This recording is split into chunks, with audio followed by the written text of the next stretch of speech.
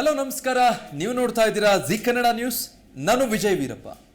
ವಿದ್ಯಾರ್ಥಿಗಳೇ ಭಯ ಬೇಡ, ಪರೀಕ್ಷೆ ವಿಚಾರವಾಗಿದೆ ಹೇಳ್ತಾ ಇರೋದು, ಮತ್ಯಾವುದೇ ವಿಚಾರ ಅಲ್ಲ. ಸೊ ಎಕ್ಸಾಮ್ಸ್ ಅಂತ ಹೇಳಿದ್ರೆ ಸಹಜವಾಗಿ ಒಂದಷ್ಟು ವಿದ್ಯಾರ್ಥಿಗಳಿಗೆ ಭಯ ಇದ್ದಿದ್ದೆ, ಅದು ಮೊದಲಿಂದ ಕೂಡ. ಬಟ್ ಈ ಬಾರಿ ಅದಕ್ಕೆ ಇನ್ನೂ ಸಾಕಷ್ಟು ಕಾರಣಗಳು ಸೇರ್ಪಡೆ ಆಗಿದೆ ಅಂತ ಹೇಳಿದ್ರೆ ತಪ್ಪಾಗಲ್ಲ. ಅದಕ್ಕೆ ಕಾರಣ ಆಗಿದ್ದು ವಿದ್ಯಾರ್ಥಿಗಳ ಕಲಿಕೆ ವಿಚಾರದಲ್ಲಿ ಆದಂತಹ ಸ್ವಲ್ಪ ಅಡೆತಡೆಗಳು, ಆಫ್ಲೈನ್ ಆನ್ಲೈನ್ ತರಗತಿಗಳು, ಇದೆಲ್ಲ ಸೇರಿ ವಿದ್ಯಾರ್ಥಿಗಳಿಗೆ ಮತ್ತೊಂದಿಷ್ಟು ಭಯ ಹೆಚ್ಚಾಗಿದ್ರೆ ಆ ಮನಸ್ಥಿತಿ ಬೇಡ ಅನ್ನೋ ಕಾರಣಕ್ಕೆ ಇವತ್ತು ಈ ಕಾರ್ಯಕ್ರಮ ನಾವು ನಡೆಸ್ತಾ ಇರೋದು. ನಾಳೆಯಿಂದ SSLC ಪರೀಕ್ಷೆಗಳು ಆರಂಭ ಆಗ್ತಾ ಇದೆ ರಾಜ್ಯಾದ್ಯಂತ. ಸೊ ವಿದ್ಯಾರ್ಥಿಗಳು ಭಯ ಬಿಟ್ಟು ಕಾನ್ಫಿಡೆನ್ಸ್ನಿಂದ ಪರೀಕ್ಷೆ ಬರೆಯೋದಕ್ಕೆ ಮುಂದಾಗಲಿ ಅಂತ ಈಗಾಗಲೇ ಸರ್ಕಾರ ಕೂಡ ಹೇಳಿದೆ. ಬಹಳ ಕಠಿಣವಾದ ಜಟಿಲವಾದ ಪ್ರಶ್ನೆ ಪತ್ರಿಕೆ ಇರಲ್ಲ ಅಂತ. ಸೊ ನಾಳೆಯಿಂದ SSLC ಪರೀಕ್ಷೆ ಆರಂಭ ಆಗ್ತಾ ಇದೆ. ಏಪ್ರಿಲ್ 11ನೇ ತಾರೀಕಿನವರೆಗೂ ಕೂಡ SSLC ಪರೀಕ್ಷೆಗಳು ನಡೆಯುತ್ತೆ. ನಾಳೆಯಿಂದ ಏಪ್ರಿಲ್ 11ನೇ ತಾರೀಕಿನವರೆಗೆ. ಸೊ ವಿದ್ಯಾರ್ಥಿಗಳಿಗೆ ನಮ್ಮ ಕಳಕಳಿಯ ಮನವಿ ಏನಂದ್ರೆ, ಆತಂಕ ಇಲ್ಲದೆ ಪರೀಕ್ಷೆ ಬರೀರಿ. ಅಲ್ಲಿಗೆ ನೀವು ಅರ್ಧ ಗೆದ್ದ ಹಾಗೆ ಅಂತ ಭಾವಿಸ್ಕೊಳ್ಬಹುದು. ಆತಂಕ ಇಟ್ಕೊಂಡು ಹೋದ್ರೆ ಕಲ್ತಿರೋದು ಬರೋದಿಲ್ಲ. ಯಾಕಂದ್ರೆ ಕೇವಲ ಎಕ್ಸಾಮ್ ಫಿಯರ್ ಒಂದೇ ಅಂತಲ್ಲ, ಈ ಬಾರಿ ವಿದ್ಯಾರ್ಥಿಗಳಿಗೆ 8, 9ನೇ ತರಗತಿ ಎಲ್ಲ ಹಾಗೆ ತೆರಗಡೆ ಆಗಿದ್ದಾರೆ.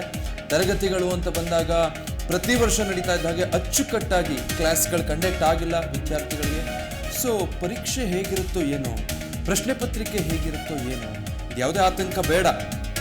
ಹುಮ್ಮಸ್ನಿಂದ ಹೋಗಿ ಸಂಪೂರ್ಣವಾಗಿ ಏನು ಓದಿದ್ದೀರಾ ಅದನ್ನು ಕಾನ್ಫಿಡೆನ್ಸ್ನಿಂದ ಪರೀಕ್ಷೆ ಅಟೆಂಡ್ ಮಾಡಿ ಅಲ್ಲಿ ಬರೆದು ಬನ್ನಿ ಅಂತ. ಸೊ ಅದಕ್ಕೆ ಸಂಬಂಧಪಟ್ಟ ಹಾಗೆ ಚರ್ಚೆ ಮಾಡ್ತಾ ಹೋಗೋಣ. ಮತ್ತು ನಾಳೆ ಪರೀಕ್ಷೆ ಅಟೆಂಡ್ ಮಾಡ್ತಾ ಇರೋ ಎಲ್ಲ ವಿದ್ಯಾರ್ಥಿಗಳಿಗೆ ಮೊದಲಿಗೆ ಆಲ್ ದ ಬೆಸ್ಟ್ ತಿಳಿಸ್ತಾ ಚರ್ಚೆ ಆರಂಭ ಮಾಡೋಣ. ಅತಿಥಿಗಳನ್ನು ಸ್ವಾಗತ ಮಾಡ್ಕೊಳ್ತೀನಿ. ಮೊದಲು ನಮ್ಮ ಜೊತೆಗೆ ಸ್ಟುಡಿಯೋದಲ್ಲಿ ಈಗ ಡಾಕ್ಟರ್ ಸುಪ್ರೀತ್ ಅವರು ಶಿಕ್ಷಣ ತಜ್ಞರು ಜಾಯ್ನ್ ಆಗಿದ್ದಾರೆ. ಸರ್ ನಮಸ್ತೆ, ಕಾರ್ಯಕ್ರಮಕ್ಕೆ ಸ್ವಾಗತ. ನಮಸ್ಕಾರ. ನಾನು ಈಗಾಗಲೇ ಹೇಳ್ತಿದ್ದ ಹಾಗೆ ಸರ್, ನಾಳೆಯಿಂದ SSLC ಪರೀಕ್ಷೆಗಳು ಆರಂಭ ಆಗಿದೆ. ಸೊ ಮೊದಲನೇದಾಗಿನೇ SSLC ಪರೀಕ್ಷೆಗಳು ಅಂದ್ರೆ ಒಂದು ರೀತಿ ಪೋಷಕರು ಮತ್ತೆ ಶಾಲೆಗಳೆಲ್ಲ ಸೇರಿ ಒಂದು ಗುಮ್ಮ ಅನ್ನೋ ಹಾಗೆ ವಿದ್ಯಾರ್ಥಿಗಳಿಗೆ ಒಂದು ಭಯ ಹುಟ್ಟೋ ಹಾಗೆ. ಯಾಕಂದ್ರೆ ಕಲಿಕೆ ಚೆನ್ನಾಗಿರ್ಲಿ ಅನ್ನೋ ಕಾರಣಕ್ಕೆ ಹೇಳಿರ್ತಾರೆ, ಅದು ವಿದ್ಯಾರ್ಥಿಗಳಿಗೆ ಇನ್ನು ಹೇಗೋ ಆಗಬಹುದು. ಅದರ ಜೊತೆಗೆ ಮತ್ತೊಂದಿಷ್ಟು ಕಾರಣಗಳಿದೆ. ಈ ಬಾರಿ ವಿದ್ಯಾರ್ಥಿಗಳಿಗೆ ಕೊಂಚ ಆತಂಕ ಇಟ್ಕೊಂಡಿರೋ ಮನಸ್ಥಿತಿಗಳು ಇರಬಹುದು. ಏನು ಹೇಳ್ತೀರಿ ಶಿಕ್ಷಣ ತಜ್ಞರಾಗಿ?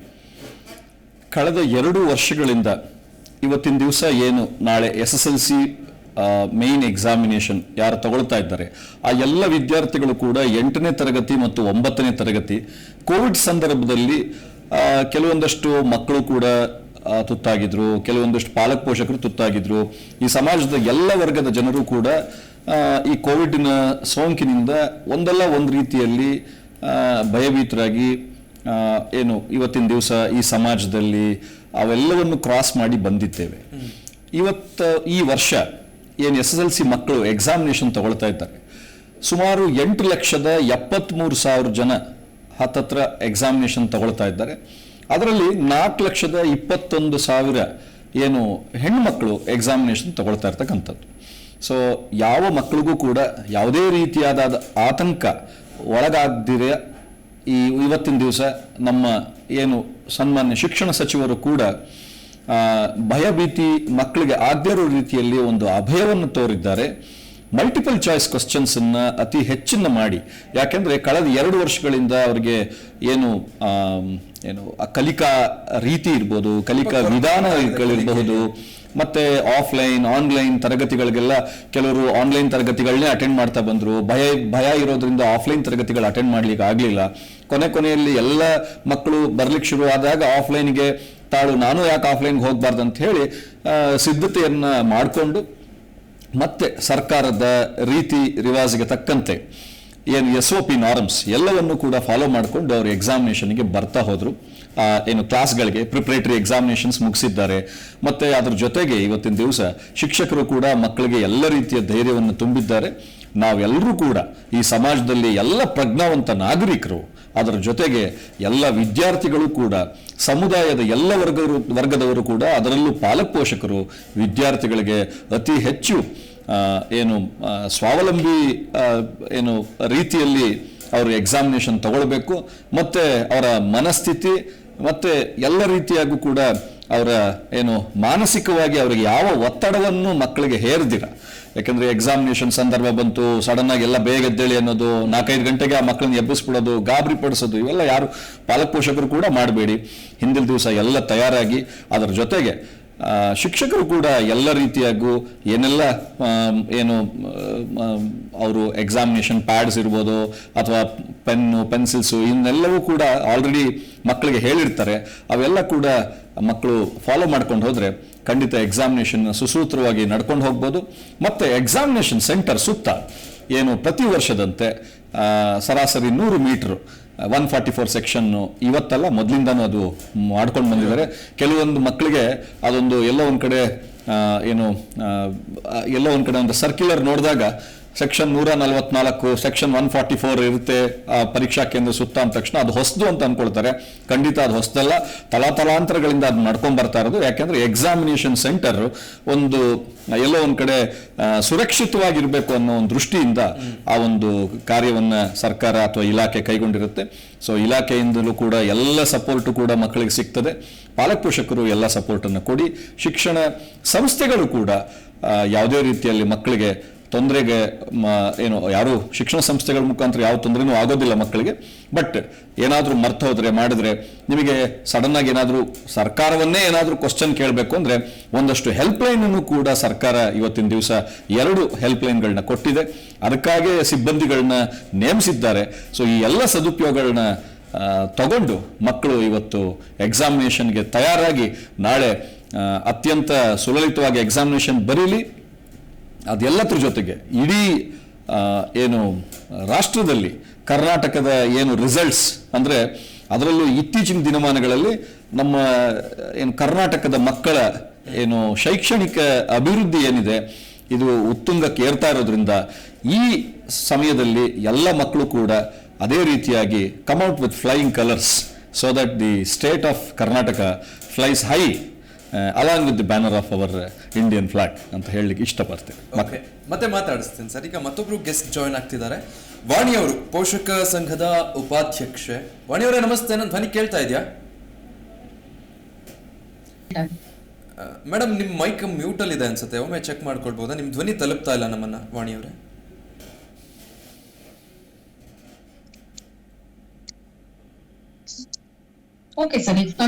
ಎಸ್ ಮೇಡಮ್, ಈಗ ನಾಳೆ SLC ಮಕ್ಕಳ ಪರೀಕ್ಷೆ ಶುಭ ಕೋರ್ತಾ ಕಾರ್ಯಕ್ರಮ ಆರಂಭ ಮಾಡಿದೀವಿ. ನೀವು ಪೋಷಕರ ಸಂಘದ ಉಪಾಧ್ಯಕ್ಷೆಯಾಗಿ ಪೋಷಕರ ಪಾತ್ರ ಮತ್ತೆ ಮಕ್ಕಳು ಮನೆಯಿಂದ ತಯಾರಾಗಿ ಪರೀಕ್ಷೆ ಕೇಂದ್ರಕ್ಕೆ ಬರೋದು, ನೀವೇನ್ ಹೇಳ್ತೀರಿ ಮೊದಲಿಗೆ?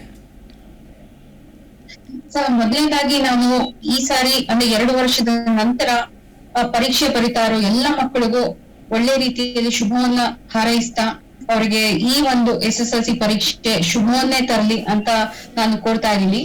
ಮತ್ತೆ ಇದು ಈ 2 ವರ್ಷದ ನಂತರ ಇವರು ಆಫ್ಲೈನ್ ಅಲ್ಲಿ ಎಕ್ಸಾಮ್ ಬರೀತಾ ಇದ್ದಾರೆ. ಸಾಮಾನ್ಯವಾಗಿ ಮೊದಲಿಗೆ ಆತಂಕ ಅನ್ನೋದು ಇರುತ್ತೆ, ಬಟ್ ಇದನ್ನೆಲ್ಲ ನಾವು ಪೋಷಕರು ಮನೆಯಲ್ಲೇ ಇದನ್ನೆಲ್ಲ ಈ ದುಗುಡನೆಲ್ಲ ಬಿಟ್ಟು ಅಂದ್ರೆ ಏನದು ಅವರಿಗೆ ಸರಿಯಾದ ರೀತಿಯಲ್ಲಿ ಗೈಡೆನ್ಸ್ ಕೊಟ್ಟು ಕಳಿಸ್ಬೇಕು. ಯಾಕಂದ್ರೆ ಇದು 2 ವರ್ಷದ ನಂತರ ಆಗ್ತಾ ಇದೆ. ಇದು ಸರ್ವೇ ಸಾಮಾನ್ಯ ಅಂತ ಅನ್ಕೋತೀನಿ. ನಾನು ಕೇಳ್ತಾ ಇದ್ದೀನಿ, ಮಕ್ಕಳಿಗಿಂತ ಹೆಚ್ಚಾಗಿ ಪೋಷಕರಲ್ಲಿ ಈ ಒಂದು ಆತಂಕ ಇದೆ. ಏನಾದ್ರು ಮರ್ತು ಬರ್ತಾರೋ, ಏನದು ಈ ಹಾಲ್ ಟಿಕೆಟ್ ವಿಷಯದಲ್ಲಾಗಿರ್ಬೋದು, ಏನಾದ್ರು ಮರ್ತು ಬಿಟ್ಬಿಟ್ಟು ಹೋಗೋದು, ಅಥವಾ ಏನದು ಮಾಸ್ಕ್ ಅದು ಇದು ಕೆಲವೊಂದೆಲ್ಲ ಇರುತ್ತೆ. ಇದನ್ನೆಲ್ಲ ಬಿಟ್ಟು ಪರೀಕ್ಷೆ ಕಡೆ ಅವರ ಪರಿಪೂರ್ಣ ಜ್ಞಾನ ಕೇಂದ್ರವಾಗಿರ್ಲಿ ಅಂತ ನಾನು ಏನದು ಕಾನ್ಸಂಟ್ರೇಷನ್ ಅಲ್ಲಿರ್ಬೇಕು ಅಂತ ನಾನು ಕೇಳ್ಕೊತಾ ಇದ್ದೀನಿ.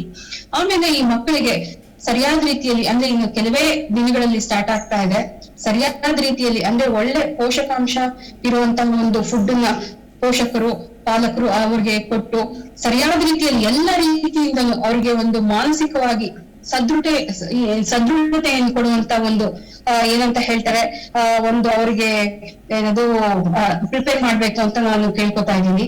ಮತ್ತೆ ಇದು 2 ವರ್ಷದ ನಂತರ ಆಗಿರೋದ್ರಿಂದ ಈ ಮಕ್ಕಳಲ್ಲಿ ಯಾವ್ಯಾವ ರೀತಿ ಗೊಂದಲಗಳಿವೆ ಅಂದ್ರೆ, ಈಗ ನನ್ನ ಹಾಲ್ ಟಿಕೆಟ್ ಮಾಡ್ತಾ ಹೋದ್ರೆ ಏನ್ ಮಾಡೋದು, ಈಗ ಟೀಚರ್ಸ್ ಅಲ್ಲಿ ಏನೋ ಒಂದು ಏನದು ಹಾಲ್ ಟಿಕೆಟ್ ಮರ್ತರೇನೋ, ಅಥವಾ ಬೇರೆ ರೀತಿಯಿಂದ ನಾನು ಮಾಸ್ಕ್ ಮರ್ತರೇನೋ, ಅಥವಾ ಸ್ಯಾನಿಟೈಸರ್ ಮರ್ತು ಬಂದ್ರೆ ಏನಾಗಬಹುದು, ಅಥವಾ ಏನಾದ್ರೂ ಒಂದು ಬೇರೆ ರೀತಿಯಲ್ಲಿ ಈ ತರ ಒಂದು ನಾನು ಕೇಳ್ತಾನೆ ಇದೀನಿ ಇತ್ತೀಚೆಗೆ ಅಂತ ಸಣ್ಣ ಪುಟ್ಟ ಗೊಂದಲಗಳು.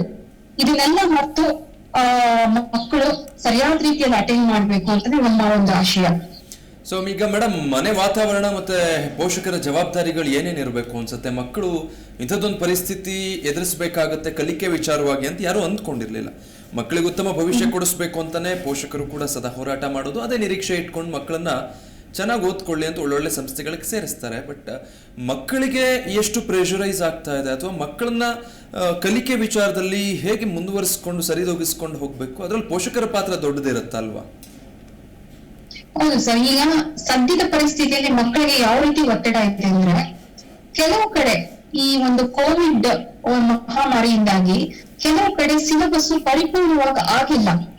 ಅವ್ರಿಗೆಲ್ಲೋ ಒಂದು ಆತಂಕ ಇದೆ, ಇಷ್ಟು ಸಿಲೆಬಸ್ ಇದೆ, ಬೇರೆ ಕ್ವಶನ್ಸ್ ಬಂದ್ರೆ ಏನ್ ಮಾಡೋದು, ಯಾವ ರೀತಿ ಅಂಕಗಳನ್ನ ನಾವು ಹೇಗೆ ಸರಿದೂಗಿಸ್ಕೊಂಡು ಹೋಗ್ಬೇಕಾಗುತ್ತೆ. ಈ ತರ ಒಂದು ದುಮ್ಮಾನಗಳು ಇದೆ. ನಾನು ನೋಡಿದ್ದೇನೆ, ಕೆಲವು ನಮ್ಮ ನೈಬರ್ಹುಡ್ ಅಲ್ಲಿರೋ ಮಕ್ಕಳಲ್ಲಿ ನಾನು ನೋಡಿದ್ದೇನೆ ಮತ್ತೆ ಕೇಳಿದ್ದೇನೆ. ಇದು ಎಲ್ಲ ಈ ಒಂದು 2 ವರ್ಷದಿಂದ ಏನೇನಾಗಿದೆ ನಾವೆಲ್ಲ ನೋಡ್ತಾನೆ ಬಂದಿದೀವಿ ಸರ್. ಈಗ ಸಿಲೆಬಸ್ ಒಂದು ದುಗುಡ ಅದು ತುಂಬಾ ಮಕ್ಕಳಲ್ಲಿದೆ. ಅದು ಅಂದ್ರೆ ನಾವು ಪೋಷಕರಾಗಿರ್ಬಹುದು, ಏನೇ ಆಗಿರ್ಬಹುದು, ಏನು ತೊಂದರೆ ಇಲ್ಲ. ಅಲ್ಲಿ ಏನ್ ಕ್ವಶನ್ ಬಂದಿರುತ್ತೋ ಅದನ್ನ ನಿನಗೆ ಏನದು ಎಷ್ಟು ಓದಿದ್ಯೋ, ಎಷ್ಟು ಪ್ರಿಪೇರ್ ಆಗಿದ್ಯೋ ಅದನ್ನು ಬರೆದ್ಬಿಟ್ಟು ಬಾ ಸಾಕು. ನಿನ್ನ ಒಂದು ಇದು ಮಾನಸಿಕ ಸಮತೋಲನ ಕಾಯ್ಕೊಂಡು ಯಾವುದೇ ರೀತಿ ಗೊಂದಲಗಳಿಗೆ ಒಳಗಾಗದೆ ಚೆನ್ನಾಗಿ ಮಾಡ್ಬಿಟ್ಪ ಸಾಕು. ಇನ್ನು ಮುಂದಿಂದು ಬೇಕಿಲ್ಲ. ಸರಿಯಾದ ರೀತಿಯಲ್ಲಿ ಪ್ರಿಪೇರ್ ಆಗ್ಬೇಕು, ಒಳ್ಳೆ ರೀತಿಯಲ್ಲಿ ಫುಡ್ ತಗೋಬೇಕು, ಮತ್ತೆ ಬೇರೆ ರೀತಿಯಲ್ಲಿ ಗೊಂದಲಗಳಿಗೆ ಬೀಳಬಾರ್ದು. ಇಷ್ಟು ಮಾಡಿ ಅವರಿಗೆ ಮಾನಸಿಕವಾಗಿ ಪ್ರಿಪೇರ್ ಮಾಡಿ ಕಳ್ಸಿದ್ರೆ ಅಷ್ಟೇ ಸಾಕು ಸರ್. ಇದು ಏನೋ ಬಂದ್ಬಿಡುತ್ತೆ, ಏನೋ ಆಗ್ಬಿಡುತ್ತೆ, ಇದು ಇಷ್ಟು ಅಂಕಗಳು ಬರ್ಲೇಬೇಕು, ಈ ತರ ಒತ್ತಡಗಳು ಬೇಡ ಅಂತಾನೆ ನಾವು ಹೇಳೋದು ಮಕ್ಕಳಿಗೆ. ಈಗ ಎಷ್ಟು ದಿನ ಇನ್ನು ಕಾಲಾವಕಾಶ ಇದೆ ಸರ್. ಇಷ್ಟರಲ್ಲಿ ಒಂದು ಕಾಮ್ ಮೈಂಡ್ ಅಲ್ಲಿ ಎಲ್ಲಿವರೆಗೂ ಓದಕ್ಕಾಗುತ್ತೋ, ಎಷ್ಟುವರೆಗೂ ಓದಕ್ಕಾಗುತ್ತೋ, ಅಂದ್ರೆ ಇದು ಆಲ್ ಆಫ್ ಎ ಸಡನ್ ಯುದ್ಧ ಕಾಲದಲ್ಲಿ ಶಸ್ತ್ರಾಭ್ಯಾಸ ಅಂತ ಅಲ್ಲ. ಈ ಒಂದು ವರ್ಷದಲ್ಲಿ ನಾವು ನಮ್ಮ ಮಕ್ಕಳನ್ನ ಸರಿಯಾದ ರೀತಿಯಲ್ಲಿ ಅಂದ್ರೆ ಮಾನಸಿಕವಾಗಿ ಏನೇನ್ ಬೇಕೋ ಅದೆಲ್ಲ ಗೈಡೆನ್ಸ್ ಕೊಟ್ಟು ನಾವು ಪ್ರಿಪೇರ್ ಮಾಡಿದೀವಿ. ಈ ಒಂದು ಕೊನೆ ಹಂತದಲ್ಲಿ ಬಂದಿದ್ದೀವಿ. ಮಕ್ಕಳಿಗೆ ಯಾವುದೇ ರೀತಿಯಲ್ಲೂ ಅವರ ಆತ್ಮಸ್ಥೈರ್ಯ ಕಳ್ಕೋಬಾರ್ದು. ಯಾಕಂದ್ರೆ ಸರ್ವೇ ಸಾಮಾನ್ಯ ಮಕ್ಕಳಲ್ಲಿ ಇರುತ್ತೆ, ನಾನು ಓದಿದ್ದಷ್ಟನ್ನು ಪೇಪರ್ ಅಲ್ಲಿ ಇಳಿಸಕ್ ಸಾಧ್ಯವಾ, ಏನಾದ್ರು ಆಗ್ಬಹುದಾ, ಎಲ್ಲೋ ಒಂದ್ ಕಡೆ ಮಿಸ್ಟೇಕ್ ಆಗಿರುತ್ತಾ, ನನಗೆ ನೆನಪಿನ ಶಕ್ತಿ, ನಾನು ಓದಿದ್ದಲ್ಲ ಅಲ್ಲಿ ನಾನು ಆ ಒಂದು ದಿನ ನಾನು ಅದನ್ನ ಬಟ್ಟಿ ಇಳಿಸಕ್ ಸಾಧ್ಯವಾ, ಈ ತರ ಒಂದು ಗೊಂದಲಗಳು ಇರುತ್ತೆ ಸರ್. ಇದು ಮಕ್ಕಳಿಗೆ ನಾವು ಪ್ರಿಪೇರ್ ಮಾಡ್ಬೇಕಾಗಿರೋದು ಇಷ್ಟೇ. ಚೆನ್ನಾಗಿ ಓದಿದ್ಯಾ, ಚೆನ್ನಾಗಿ ಪ್ರಿಪೇರ್ ಆಗ್ತಿದ್ಯಾ, ನೀನು ಇನ್ನೂ ಚೆನ್ನಾಗಿ ಪ್ರಿಪೇರ್ ಆಗು, ನಿಮ್ಗೆ ಎಲ್ಲಾ ಕೇಪಬಿಲಿಟೀಸು ಇದೆ, ಇದು ಚೆನ್ನಾಗಿ ಬರೆದಾದ್ಮೇಲೆ ಗೊಂದಲಗಳು ಬೇಡ ಅಷ್ಟೇ ಸರ್. ಈ ರೀತಿ ಮಾನಸಿಕವಾಗಿ ಅವ್ರನ್ನ ನಾವು ಪ್ರಿಪೇರ್ ಮಾಡ್ಬೇಕು ಅಷ್ಟೇ. ನಾನು ಓದ್ಕೋತಾ ಇರೋದು ಇಷ್ಟೇ, ಪೋಷಕಿಯಾಗಿ ನಾನು ಮಾಡೋದು ಇಷ್ಟೇನೆ, ಬೇರೆಯವ್ರಿಗೆ ನಾನು ಒಂದು ಕೇಳ್ಕೊಳ್ಳೋದು ಇಷ್ಟೇನೆ. ಯಾವ ಪೋಷಕರು ಮಕ್ಕಳಿಗೆ ಒತ್ತಡ ಹಾಕಬಾರ್ದು.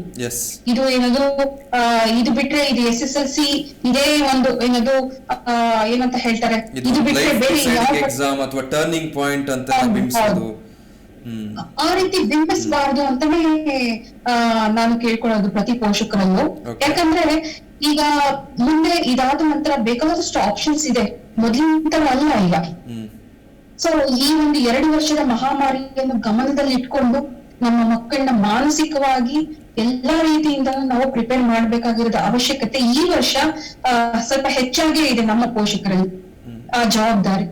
ಓಕೆ, ವಾಣಿಯವರೇ ಮಾತಾಡಿಸ್ತೀನಿ ಮತ್ತೆ. ಈಗ ಸುಪ್ರೀತ್ ಸರ್, ಒಂದು ವಿದ್ಯಾರ್ಥಿಗಳಿಗೆ ಯೋಚನೆ ಬರ್ಬೋದು, ನೀವು ಶಿಕ್ಷಣ ತಜ್ಞರಾಗಿರೋದ್ರಿಂದ ನಾನು ಕೇಳಬೇಕಾದ್ರೆ, ಈಗ 2 ವರ್ಷದಿಂದ ಪರೀಕ್ಷೆ ಬರೋದಿಲ್ಲ, ಹಾಗೆ ಉತ್ತೀರ್ಣರಾಗಿದ್ದೀವಿ ಒಂದು. ಮತ್ತೊಂದು SSLC ಅಂತ ಬಂದಾಗ ಸ್ಕೂಲ್ನಲ್ಲಿನ ಕಲಿಕೆ ಬಿಟ್ಟು ಹೊರಗಡೆ ತುಂಬಾ ಟ್ಯೂಷನ್ಗಳು, ಕೋಚಿಂಗ್ಗಳು ಅಂತೆಲ್ಲ ಪಡ್ಕೊಳ್ತಾ ಇದ್ವಿ. ಇಷ್ಟೆಲ್ಲವೂ ಇಲ್ಲದೆ ಈಗ ಅದೇ ಪರೀಕ್ಷೆನ ಎದುರಿಸ್ಲಿಕ್ಕೆ ಮುಂದಾಗ್ತಿದ್ದೀವಿ. ಆನ್ಲೈನ್ ತರಗತಿಗಳು ಸಮರ್ಪಕವಾಗಿ ನಮಗೆ ವಿಷಯಗಳನ್ನು ಮುಟ್ಟಿಸಿಲ್ಲ, ಆಫ್ಲೈನ್ ತರಗತಿಗಳಿಗೆ ಮತ್ತೆ ಅಡೆತಡೆ ಉಂಟಾಯಿತು. ಇಷ್ಟೆಲ್ಲ ಮುಂದಿಟ್ಕೊಂಡು ಪ್ರಶ್ನೆ ಪತ್ರಿಕೆ ಹೇಗಿರುತ್ತೋ, ಇಷ್ಟೆಲ್ಲ ಸವಾಲುಗಳೊಟ್ಟಿಗೆ ಹೇಗೆ ನಾವು ಪರೀಕ್ಷೆ ಎದುರಿಸೋದು ಅನ್ನೋ ಮನಸ್ಥಿತಿ ಇರುವಂತಹ ವಿದ್ಯಾರ್ಥಿಗಳಿಗೆ ಏನ್ ಸಂದೇಶ ಕೊಡ್ಲಿಕ್ಕೆ ಇಷ್ಟಪಡ್ತೀರಾ? Very simple. ಈಗ ಒಬ್ರು ಪೋಷಕರು ಮಾತಾಡ್ತಾ ಇದ್ದವರು ಬಹಳ ವಿಸ್ತೃತವಾಗಿ ಪಾಲಕ ಪೋಷಕರ ಏನು ಕರ್ತವ್ಯ ಅನ್ನೋದ್ರ ಬಗ್ಗೆನೂ ಅವ್ರು ಮಾತಾಡಿದ್ರು. ನಾನೊಂದು ಸ್ವಲ್ಪ ಒಂದು ಸೆಂಟೆನ್ಸ್ ಅಲ್ಲಿ ಹೇಳಿದ್ದೆ, ಅವ್ರು ಅದನ್ನ ಕಂಪ್ಲೀಟ್ ವಿಸ್ತೃತವಾಗಿ ಮಾತಾಡ್ತಾರೆ. ಈಗ ನೀವು ಕೇಳಿದಂಥ ವಿದ್ಯಾರ್ಥಿಗಳಿಗೆ ನನ್ನದೊಂದು ಸಣ್ಣ ಸಲಹೆ. ಈಗ ಕಳೆದ 2 ವರ್ಷ ಅವರಿಗೆ ಏನು ಕ್ಲಾಸಸ್ಸನ್ನೆಲ್ಲ ಸರಿಯಾಗಿ ಆಗಲಿಲ್ಲ, ಮತ್ತೇನು ಈ ಪೋರ್ಷನ್ಸ್ ಇರ್ಬೋದು, ಅವೆಲ್ಲವೂ ಕೂಡ ಈ ಸಲ ಏನು ಮಾಡಿದ್ದಾರೆ, ಶಿಕ್ಷಣ ಇಲಾಖೆಯಿಂದ ಪೋರ್ಷನ್ಸ್ ಕಂಪ್ಲೀಟ್ ಆಗಿದೆಯಾ ಅಂತ ಹೇಳಿ ಆಯಾ ಏನು ಶಿಕ್ಷಣ ಸಂಸ್ಥೆಯಿಂದ ಎಲ್ಲ ದೃಢೀಕೃತ ಪತ್ರವನ್ನಾಗಿರ್ಬೋದು ಅಥವಾ ಎಲ್ಲ ರೀತಿಯಾದಂಥ ಇಲಾಖಾ ವತಿಯಿಂದ ಇನ್ಸ್ಪೆಕ್ಷನ್ಸ್ ಎಲ್ಲ ಮಾಡಿ ಅವರಿಗೆಲ್ಲ ಸಿಲೆಬಸ್ ಕಂಪ್ಲೀಟ್ ಆಗಿದೆಯಾ ಅಂತಲೂ ಚೆಕ್ ಮಾಡಿದ್ದಾರೆ. ಅದರ ಎಲ್ಲದ್ರ ಜೊತೆಗೆ ಇವತ್ತಿನ ದಿವಸ ಶಿಕ್ಷಣ ಸಂಸ್ಥೆಗಳು ಕೂಡ ಸಾಕಷ್ಟು ಸಮಯಾವಕಾಶ ಇದ್ದಿದ್ರಿಂದ, ಯಾಕಂದ್ರೆ ಪ್ರತಿ ಸರ್ತಿ ಮಾರ್ಚ್ನಲ್ಲಿ ಎಕ್ಸಾಮಿನೇಷನ್ಸ್ ಎಲ್ಲ ಮುಗಿದೋಗೋದು, ಈ ಸರ್ತಿ ಮಾರ್ಚ್ ಎಂಡಲ್ಲಿ ತಗೊಂಡು ಬಂದಿದ್ದಾರೆ. ಸೊ ದಟ್ ಆ ಮಕ್ಕಳಿಗೆ ನೆಕ್ಸ್ಟ್ ಏನು ಫಸ್ಟ್ ಇಯರ್ PUC ಅಥವಾ 11th ಸ್ಟ್ಯಾಂಡರ್ಡ್ ಹೋಗ್ಲಿಕ್ಕೆ ಅನುಕೂಲ ಆಗೋ ರೀತಿಯಲ್ಲಿ ಮಾಡ್ಕೊಂಡು ಬಂದಿದ್ದಾರೆ. ಅದೆಲ್ಲದ್ರ ಜೊತೆಗೆ ಏನು ಸಿಲೆಬಸ್ ಏನಿದೆಯಲ್ಲ, ಸಿಲೆಬಸ್ ಅನ್ನ ಒಂದಷ್ಟು ಕಟ್ ಡೌನ್ ಮಾಡೋ ರೀತಿಯಲ್ಲೂ ಕೂಡ ಒಂದಿಷ್ಟು ಕ್ರಮವನ್ನ ಇಲಾಖೆ ತಗೊಂಡಿದೆ. ಅದಲ್ಲದೆ ಇಲಾಖೆ ಈ ವರ್ಷ ಏನ್ ಮಾಡಿದೆ, ಈ 2 ವರ್ಷದಿಂದ 100 ಮಾರ್ಕ್ಸ್ ಪೇಪರ್ ಮಕ್ಕಳು ಕಂಪ್ಲೀಟ್ ಆಗಿ 3 ಅವರ್ಸ್ ಕುತ್ಕೊಂಡು ಬರೀಲಿಕ್ಕಾಗಿಲ್ಲ ಅನ್ನೋ ಒಂದೇ ಉದ್ದೇಶದಿಂದ MCQs ಮಲ್ಟಿಪಲ್ ಚಾಯ್ಸ್ ಕ್ವಶನ್ಸ್ ಅನ್ನ ಈ ವರ್ಷ ಜಾಸ್ತಿ ಮಾಡಿದ್ದಾರೆ. ಯಾಕೆಂದ್ರೆ ಎಲ್ಲ ಮಕ್ಕಳು ಕೂಡ ಭಯಭೀತಿಯನ್ನ ಬಿಟ್ಟು ಮಲ್ಟಿಪಲ್ ಚಾಯ್ಸ್ ಕ್ವಶನ್ಸ್ ಇದ್ದಾಗ ತಾನಾಗೆ ಏನಾಗುತ್ತೆ, ಮಕ್ಕಳಲ್ಲಿ ಎಲ್ಲೋ ಒಂದ್ ಕಡೆ ಕಾನ್ಫಿಡೆನ್ಸ್ ತುಂಬುತ್ತದೆ. ಆ ಕಾನ್ಫಿಡೆನ್ಸ್ ತುಂಬೋದ್ರಿಂದ ಆ ಮಕ್ಕಳು ಧೈರ್ಯವಾಗಿ ಬಂದು ಎಕ್ಸಾಮಿನೇಷನ್ ಬರೀತಾರೆ. ಮತ್ತೆ ಅದನ್ನೇ ಸನ್ಮಾನ್ಯ ಶಿಕ್ಷಣ ಸಚಿವರು ಕೂಡ ಮಕ್ಕಳೇ ಧೈರ್ಯವಾಗಿ ಬಂದು ಎಕ್ಸಾಮಿನೇಷನ್ ಬರೀರಿ ಅಂತ ಹೇಳಿ ಒಂದು ಅಭಯವನ್ನು ಕೂಡ ಆ ಮಕ್ಕಳಿಗೆ ಏನು ಶ್ಲಾಘನೀಯ ರೂಪದಲ್ಲಿ ಆ ಮಕ್ಕಳಿಗೆ ಹೇಳಿದ್ದಾರೆ. ಅದಲ್ಲದೆ ನಾನು ಮಕ್ಕಳಿಗೆ ಇನ್ನೊಂದು ಹೇಳೋದು, ಈಗ ಇಟ್ಸ್ ಅ ಟರ್ನಿಂಗ್ ಪಾಯಿಂಟ್ ಅದೆಲ್ಲ ಹೇಳಬಾರ್ದು ಅನ್ನೋ ರೀತಿ ಅದೇನೋ ಗಾಬರಿ ಆಗತ್ತೆ ಅನ್ನೋದಾದ್ರೆ ನಾನು ಇನ್ನೊಂದು ರೀತಿಯಲ್ಲಿ ಹೇಳ್ತೀನಿ ಮಕ್ಕಳೇ, ನೀವು ನಿಮ್ಮ ಮನೆಯಲ್ಲಿ ಎಷ್ಟೇ ಆಸ್ತಿ ಇರ್ಬೋದು ಅಥವಾ ನೀವು ಎಷ್ಟೇ ಸ್ಥಿತಿವಂತರಾಗಿರಬಹುದು, ಯಾವುದೇ ವರ್ಗದ ಜನ ಆಗಿರಬಹುದು, ನೀವು ನಿಮ್ಮ ಜೀವನದಲ್ಲಿ ಪ್ರಪ್ರಥಮವಾಗಿ ಆಸ್ತಿ ಅನ್ನೋದನ್ನ ಸಂಪಾದನೆ ಮಾಡೋದು ಏನು ಜ್ಞಾನದ ಆಸ್ತಿ, ಅದೇ ನಿಮ್ಮ SSLC examination marks card. So ಹಾಗಾಗಿ ನೀವು ಇದ್ರ ಬಗ್ಗೆ, ಇದು ನನ್ನ ಮಾರ್ಕ್ಸ್ ಕಾರ್ಡ್, ನನ್ನ ಜೀವನ, you are the architects of your own life. ನೀವು ನಿಮ್ಮ ಜೀವನದ ಶಿಲ್ಪಿಗಳು. ಸೊ ಹಾಗಾಗಿ ನಿಮ್ಮ ಜೀವನ ಯಾವ ರೀತಿ ಇರಬೇಕು ಅನ್ನೋದನ್ನ ಈ ಏನು 10 ವರ್ಷ 13 ವರ್ಷ ನೀವೇನು ನರ್ಸರಿಯಿಂದ 10th ವರೆಗೂ ನಿಮ್ಮ ಶಿಕ್ಷಕರ ಜೊತೆ ಏನು ಒಡನಾಟ ಇತ್ತು, ಶಿಕ್ಷಕರು ಎಲ್ಲ ರೀತಿಯಲ್ಲೂ ನಿಮಗೆ ಪ್ರೋತ್ಸಾಹವನ್ನು ಕೊಟ್ಟಿರ್ತಾರೆ. ಅದೇ ರೀತಿಯಾಗಿ ನಿಮ್ಮ ತಂದೆ ತಾಯಿಗಳು, ಇವತ್ತಿನ ದಿವಸ ಎಲ್ಲ ತಂದೆ ತಾಯಿಗಳು ಏನು ದಿನಗಳು ಅಥವಾ ಕಾಲಮಾನಗಳು ಕಳೆದಂತೆ ಪಾಲಕ ಪೋಷಕರು ಅಷ್ಟೇ ಏನು ಮಕ್ಕಳ ಒಡನಾಟ ಇವೆಲ್ಲ ಹೆಚ್ಚಾಗ್ತಾ ಹೋಗ್ತಾ ಇದೆ. ಇವತ್ತಿನ ದಿವಸ ಮುಂಚೆ ಎಲ್ಲ ಮನೆ ಒಂದು 5-6 ಜನ ಮಕ್ಕಳಿರೋರು, ಎಲ್ಲ ಒಡನಾಟ ಒಂದಷ್ಟು ಕಮ್ಮಿ ಆಗ್ತಿತ್ತೇನೋ. ಈಗೆಲ್ಲ ಎಲ್ಲ ಮನೆಯಲ್ಲೂ ಮಕ್ಕಳು 1-2 ಇರೋದ್ರಿಂದ ಒಡನಾಟಗಳು ಜಾಸ್ತಿ ಆಗಿದೆ. ಇದೆಲ್ಲತ್ರ ಮಧ್ಯ ಕೊರೋನಾ ಸಂದರ್ಭದಲ್ಲಿ ತಂದೆ ತಾಯಿ ಮಕ್ಕಳು ಎಲ್ಲ ಏನು ಒಟ್ಟು ಕುಟುಂಬ ಇತ್ತಲ್ಲ, ಆ ಬಾಂಡೇಜ್ ಕೂಡ ಇವತ್ತಿನ ದಿವಸ ಜಾಸ್ತಿ ಆಗಿರೋದ್ರಿಂದ ಮಕ್ಕಳಲ್ಲಿ ಅಂತ ಆತಂಕ ಏನು ಮಾಡ್ಕೊಳ್ಳೋಂಥ ಅವಶ್ಯಕತೆ ಇಲ್ಲ. ಪಾಲಕ ಪೋಷಕರು ಧೈರ್ಯ ತುಂಬಿ ಕಳಿಸಿ. ಸೊ ಆ ಮಕ್ಕಳು ಇವತ್ತಿನ ದಿವಸ ನಾಳೆ ಏನು SSLC ಎಕ್ಸಾಮಿನೇಷನ್ ಇದೆ, ಕಷ್ಟಪಟ್ಟು ಹೋಗ್ಬೇಡಿ ದಯವಿಟ್ಟು. ಹೇಗೂ ಇಷ್ಟಪಟ್ಟು ಓದಿದ್ದೀರಿ, ಮತ್ತೆ ಆಫ್ಲೈನ್ ಕ್ಲಾಸಸ್ ಎಲ್ಲ ನಡೆದಿದೆ, ಹಾಗೆ ಬಹಳ ಇಷ್ಟಪಟ್ಟು ಎಕ್ಸಾಮಿನೇಷನ್ ಬರೀರಿ, ಸಮೃದ್ಧಿಯಾಗಿ ನಿಮಗೆ ಮಾರ್ಕ್ಸ್ ಬರುತ್ತೆ. ಹಾಗಾಗಿ ಘನಾತ್ಮಕವಾದ ಚಿಂತನೆ ಇಟ್ಕೊಂಡು ನೀವು ಎಕ್ಸಾಮಿನೇಷನ್ಗೆ ಹೋಗ್ಬೇಕೇ ಹೊರತು ಯಾವುದೋ ಋಣಾತ್ಮಕವಾದಂಥ ಏನು ಚಿಂತನೆ ಇಟ್ಕೊಂಡು ಎಕ್ಸಾಮಿನೇಷನ್ಗೆ ಹೋಗಬೇಡಿ.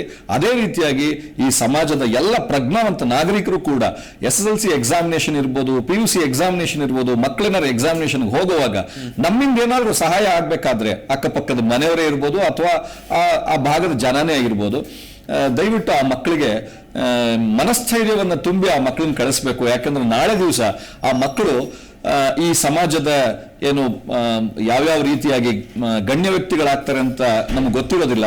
ಅದೆಲ್ಲದ್ರ ಜೊತೆಗೆ ಅವರೂ ಕೂಡ ನಮ್ಮಂತೆ ಪ್ರಜ್ಞಾವಂತ ಜವಾಬ್ದಾರಿಯುತ ನಾಗರಿಕನಾಗಬೇಕಾದ್ರೆ ಈ ಸಮಾಜದಲ್ಲಿ ನಾವು ಅಷ್ಟೇ ಸಪೋರ್ಟ್ ಆ ಮಕ್ಕಳು ಕೊಡಬೇಕು. ಅಂಡ್ ಮೋರ್ ಓವರ್ ನಮ್ಮ ಇವತ್ತಿನ ದಿವಸ ಏನಿದೆ, ನಮ್ಮ ದೇಶ ಈ ಪ್ರಪಂಚದಲ್ಲಿ ಅತ್ಯಂತ ಹೆಚ್ಚು ಯುವಕರು ಇರುವಂತಹ ದೇಶ. ಆದ್ರಿಂದ ದಿ ವರ್ಲ್ಡ್ಸ್ ಯಂಗೆಸ್ಟ್ ಕಂಟ್ರಿ ನಮ್ಮ ದೇಶ. ಸೊ ಹಾಗಾಗಿ ಇವತ್ತಿನ ದಿವಸ ಮಕ್ಕಳನ್ನ ನಾವು ಅತ್ಯಂತ ಸೂಕ್ಷ್ಮತೆಯಿಂದ ಮತ್ತು ಅವರಲ್ಲಿ ಆ ಪ್ರಾಮಾಣಿಕತೆಯನ್ನು ಬೆಳೆಸಿ ಆ ಮಕ್ಕಳಿಗೆ ಇವತ್ತಿನ ದಿವಸ ನಾವು ಎಲ್ಲ ಸಪೋರ್ಟನ್ನು ಕೊಟ್ಟು ಎಕ್ಸಾಮಿನೇಷನ್ಗೆ ಕಳಿಸೋದ್ರಿಂದ ಏನು ಅವರ ಭವಿಷ್ಯ ಇರ್ಬೋದು ಮತ್ತು ಈ ದೇಶದ ಭವಿಷ್ಯ ಎಲ್ಲದಕ್ಕೂ ಕೂಡ ಈ ಸಮಾಜದ ಸ್ವಾಸ್ಥ್ಯವನ್ನು ಕಾಪಾಡಲಿಕ್ಕೆ ಜ್ಞಾನ ಅತಿ ಮುಖ್ಯವಾದದ್ದು. ಜ್ಞಾನ ಅನ್ನೋದೊಂದು ಶಕ್ತಿ. ಆ ಶಕ್ತಿಯನ್ನು ಯಾರು ಮರಿದಿರ, ಆ ಶಕ್ತಿಗೆ ನಾವು ಹೆಚ್ಚು ಬೆಲೆಯನ್ನು ಕೊಟ್ಟು ಮಕ್ಕಳು ನಾಳೆ ಎಕ್ಸಾಮಿನೇಷನ್ಗೆ ಬರೀಲಿ. ಆಲ್ ದಿ ಬೆಸ್ಟ್ ಅಂತ ಹೇಳಲಿಕ್ಕೆ ಇಷ್ಟಪಡ್ತೀನಿ. ಓಕೆ, ಅದರ ಜೊತೆಗೆ ಸರ್, ಈಗ ಕೊನೆ ದಿನದ ತಯಾರಿಗಳೇನಿರುತ್ತೆ ಅದನ್ನ ಆ ಒಂದು ದಿನಾನ ಅಥವಾ ನಾಳೆ ಪರೀಕ್ಷೆ ಅಂದ್ರೆ ಇವತ್ತಿನ ನನ್ನ ತಯಾರಿಗಳು ಏನು, ಎಷ್ಟಕ್ಕೆ ಸೀಮಿತ ಆಗಬೇಕು ಅನ್ನೋ ವಿಚಾರಗಳಿಗೆ ಸಂಬಂಧಪಟ್ಟ ಹಾಗೆ ವಿದ್ಯಾರ್ಥಿಗಳ ನಡೆ ಹೇಗಿರಬೇಕು ಅಂತ. ಯಾಕಂದ್ರೆ ವಿದ್ಯಾರ್ಥಿಗಳು ಎಲ್ಲವನ್ನೂ ಓದ್ ಮುಗಿಸಿ ರಿವಿಷನ್ ಹಂತದಲ್ಲಿರೋಕೆ ಒಂದಷ್ಟು ಜನ ವಿದ್ಯಾರ್ಥಿಗಳಿರ್ತಾರೆ, ಅಥವಾ ಈಗ ಹೇಳಿದಾಗೆ ಯುದ್ಧ ಕಾಲದಲ್ಲಿ ಶಸ್ತ್ರಾಭ್ಯಾಸ ಅಂದಾಗೆ ಮತ್ತಷ್ಟು ಗಾಬರಿ ಮಾಡ್ಕೊಳ್ಳುವಂಥದ್ದು. ಯಾವ ರೀತಿ ಪರೀಕ್ಷೆ ಹಾಲ್ನಲ್ಲಿ ಕುಳಿತಾಗ ಏನೆಲ್ಲ ಪರಿಕರಗಳು ಬೇಕೋ ಅಲ್ಲಿಂದ ಹಿಡಿದು ಅವರ ಕೊನೆ ಕ್ಷಣದ ಪ್ರಿಪ್ರೇಷನ್ಗಳು ಹೇಗಿರಬೇಕು ಅಂತ ತಿಳಿಸ್ಕೊಡೋದಾದ್ರೆ, ಈ ಪರಿಕರಗಳು ಏನೇನು ಆ ಮಕ್ಕಳಿಗೆ ಬೇಕಾಗಿರುತ್ತೆ ಅವೆಲ್ಲವನ್ನೂ ಕೂಡ ಇವತ್ತಿನ ದಿವಸ ಆಗ್ಲೇ ಶಿಕ್ಷಕರು ಅಥವಾ ಶಿಕ್ಷಕ ವೃಂದ ಅವರ ಶಾಲೆಗಳಲ್ಲಿ ಆಲ್ರೆಡಿ ಅದನ್ನೆಲ್ಲ ತಿಳಿಸಿರ್ತಾರೆ ಆಲ್ರೆಡಿ. ಅದ್ರ ಜೊತೆಗೆ ಈಗೇನು 2 ವರ್ಷದಿಂದ ಪರೀಕ್ಷೆಗೆ ಹೇಗೆ ರೆಡಿಯಾಗಿ ಹೋಗಬೇಕು ಅನ್ನೋದೊಂಚೂರು ಮರ್ತೋಗಿತ್ತು. ಅದೆಲ್ಲದರಲ್ಲೂ ಕೂಡ ಒಂದಿಷ್ಟು ಶಾಲೆಗಳು ಮುಖ್ಯ ಪಾತ್ರವನ್ನು ವಹಿಸಿ ಆ ಮಕ್ಕಳಿಗೆ ಯಾವ ರೀತಿ ಹೇಳಬೇಕೋ ಅದನ್ನೆಲ್ಲ ಹೇಳಿರ್ತಾರೆ ಅಂತ ನಾನು ಭಾವಿಸ್ತೇನೆ. ಅದ್ರ ಜೊತೆಗೆ ಪಾಲಕ ಪೋಷಕರು ಕೂಡ ಅಷ್ಟೇ ಸಪೋರ್ಟ್ ಮಾಡಿರ್ತಾರೆ. ಮತ್ತೆ ಈ ವರ್ಷ ನಾನು ಮಕ್ಕಳನ್ನ ಅಬ್ಸರ್ವ್ ಮಾಡ್ದಂಗೆ ಈ ಮೊನ್ನೆ ಕಳೆದ ಜನವರಿಯಲ್ಲಿ ಆ ಮಕ್ಕಳು ಜನವರಿ ತನಕ ಒಂದಿಷ್ಟು ಓದೋದ್ರ ಕಡೆ ಆ ಹುಮ್ಮಸ್ಸೇನಿತ್ತು, ಈ ಜನವರಿ ಒಂದು ಮೊದಲನೇ ವಾರ 2ನೇ ವಾರದಲ್ಲಿ ಏನು ಈ ಕೋವಿಡ್ ಅಲೆ ಒಂಚೂರು ಹೆಚ್ಚಾಗ್ಬೋದು ಅಂತ ಹೇಳಿ ಆತಂಕಕಾರಿಯಿಂದ ಏನು ಒಂದು 15 ದಿವಸ ಸರ್ಕಾರ ರಜಾ ಕೊಡ್ತಲ್ಲ, ಆಗ ಮಕ್ಕಳಿಗೆ ಏನಾಗೋಗಿತ್ತು, ಕಳೆದ ಬಾರಿಯಂತೆ ಈ ಬಾರಿಯೂ ಕೂಡ ನಮಗೆ ಎಕ್ಸಾಮಿನೇಷನ್ ನಿಂತೋಗ್ಬಹುದು ಅಂತ ಹೇಳಿ ಒಂದಷ್ಟು ಜನ ಓದಿದ್ ನಿಲ್ಸಿದ್ದನ್ನು ಕೂಡ ನಾನು ನೋಡಿದ್ದೇನೆ ಕಣ್ಣಾರ. ಸೊ ಹಾಗಾಗಿ ನಾನು ನೋಡಿದಂಥ ಸಾಕಷ್ಟು ಮಕ್ಕಳಿಗೆ ಹೇಳ್ತಾ ಬಂದಿದ್ದೆ, ನೋಡಿ ಶಿಕ್ಷಣ ಇಲಾಖೆ ಇರ್ಬೋದು, ಶಿಕ್ಷಣ ಸಚಿವರೇ ಖುದ್ದಾಗಿ ಈ ವರ್ಷ ಎಕ್ಸಾಮ್ ಖಂಡಿತ ನಡೆಯುತ್ತೆ ಅಂತ ಹೇಳಿದ್ದಾರೆ.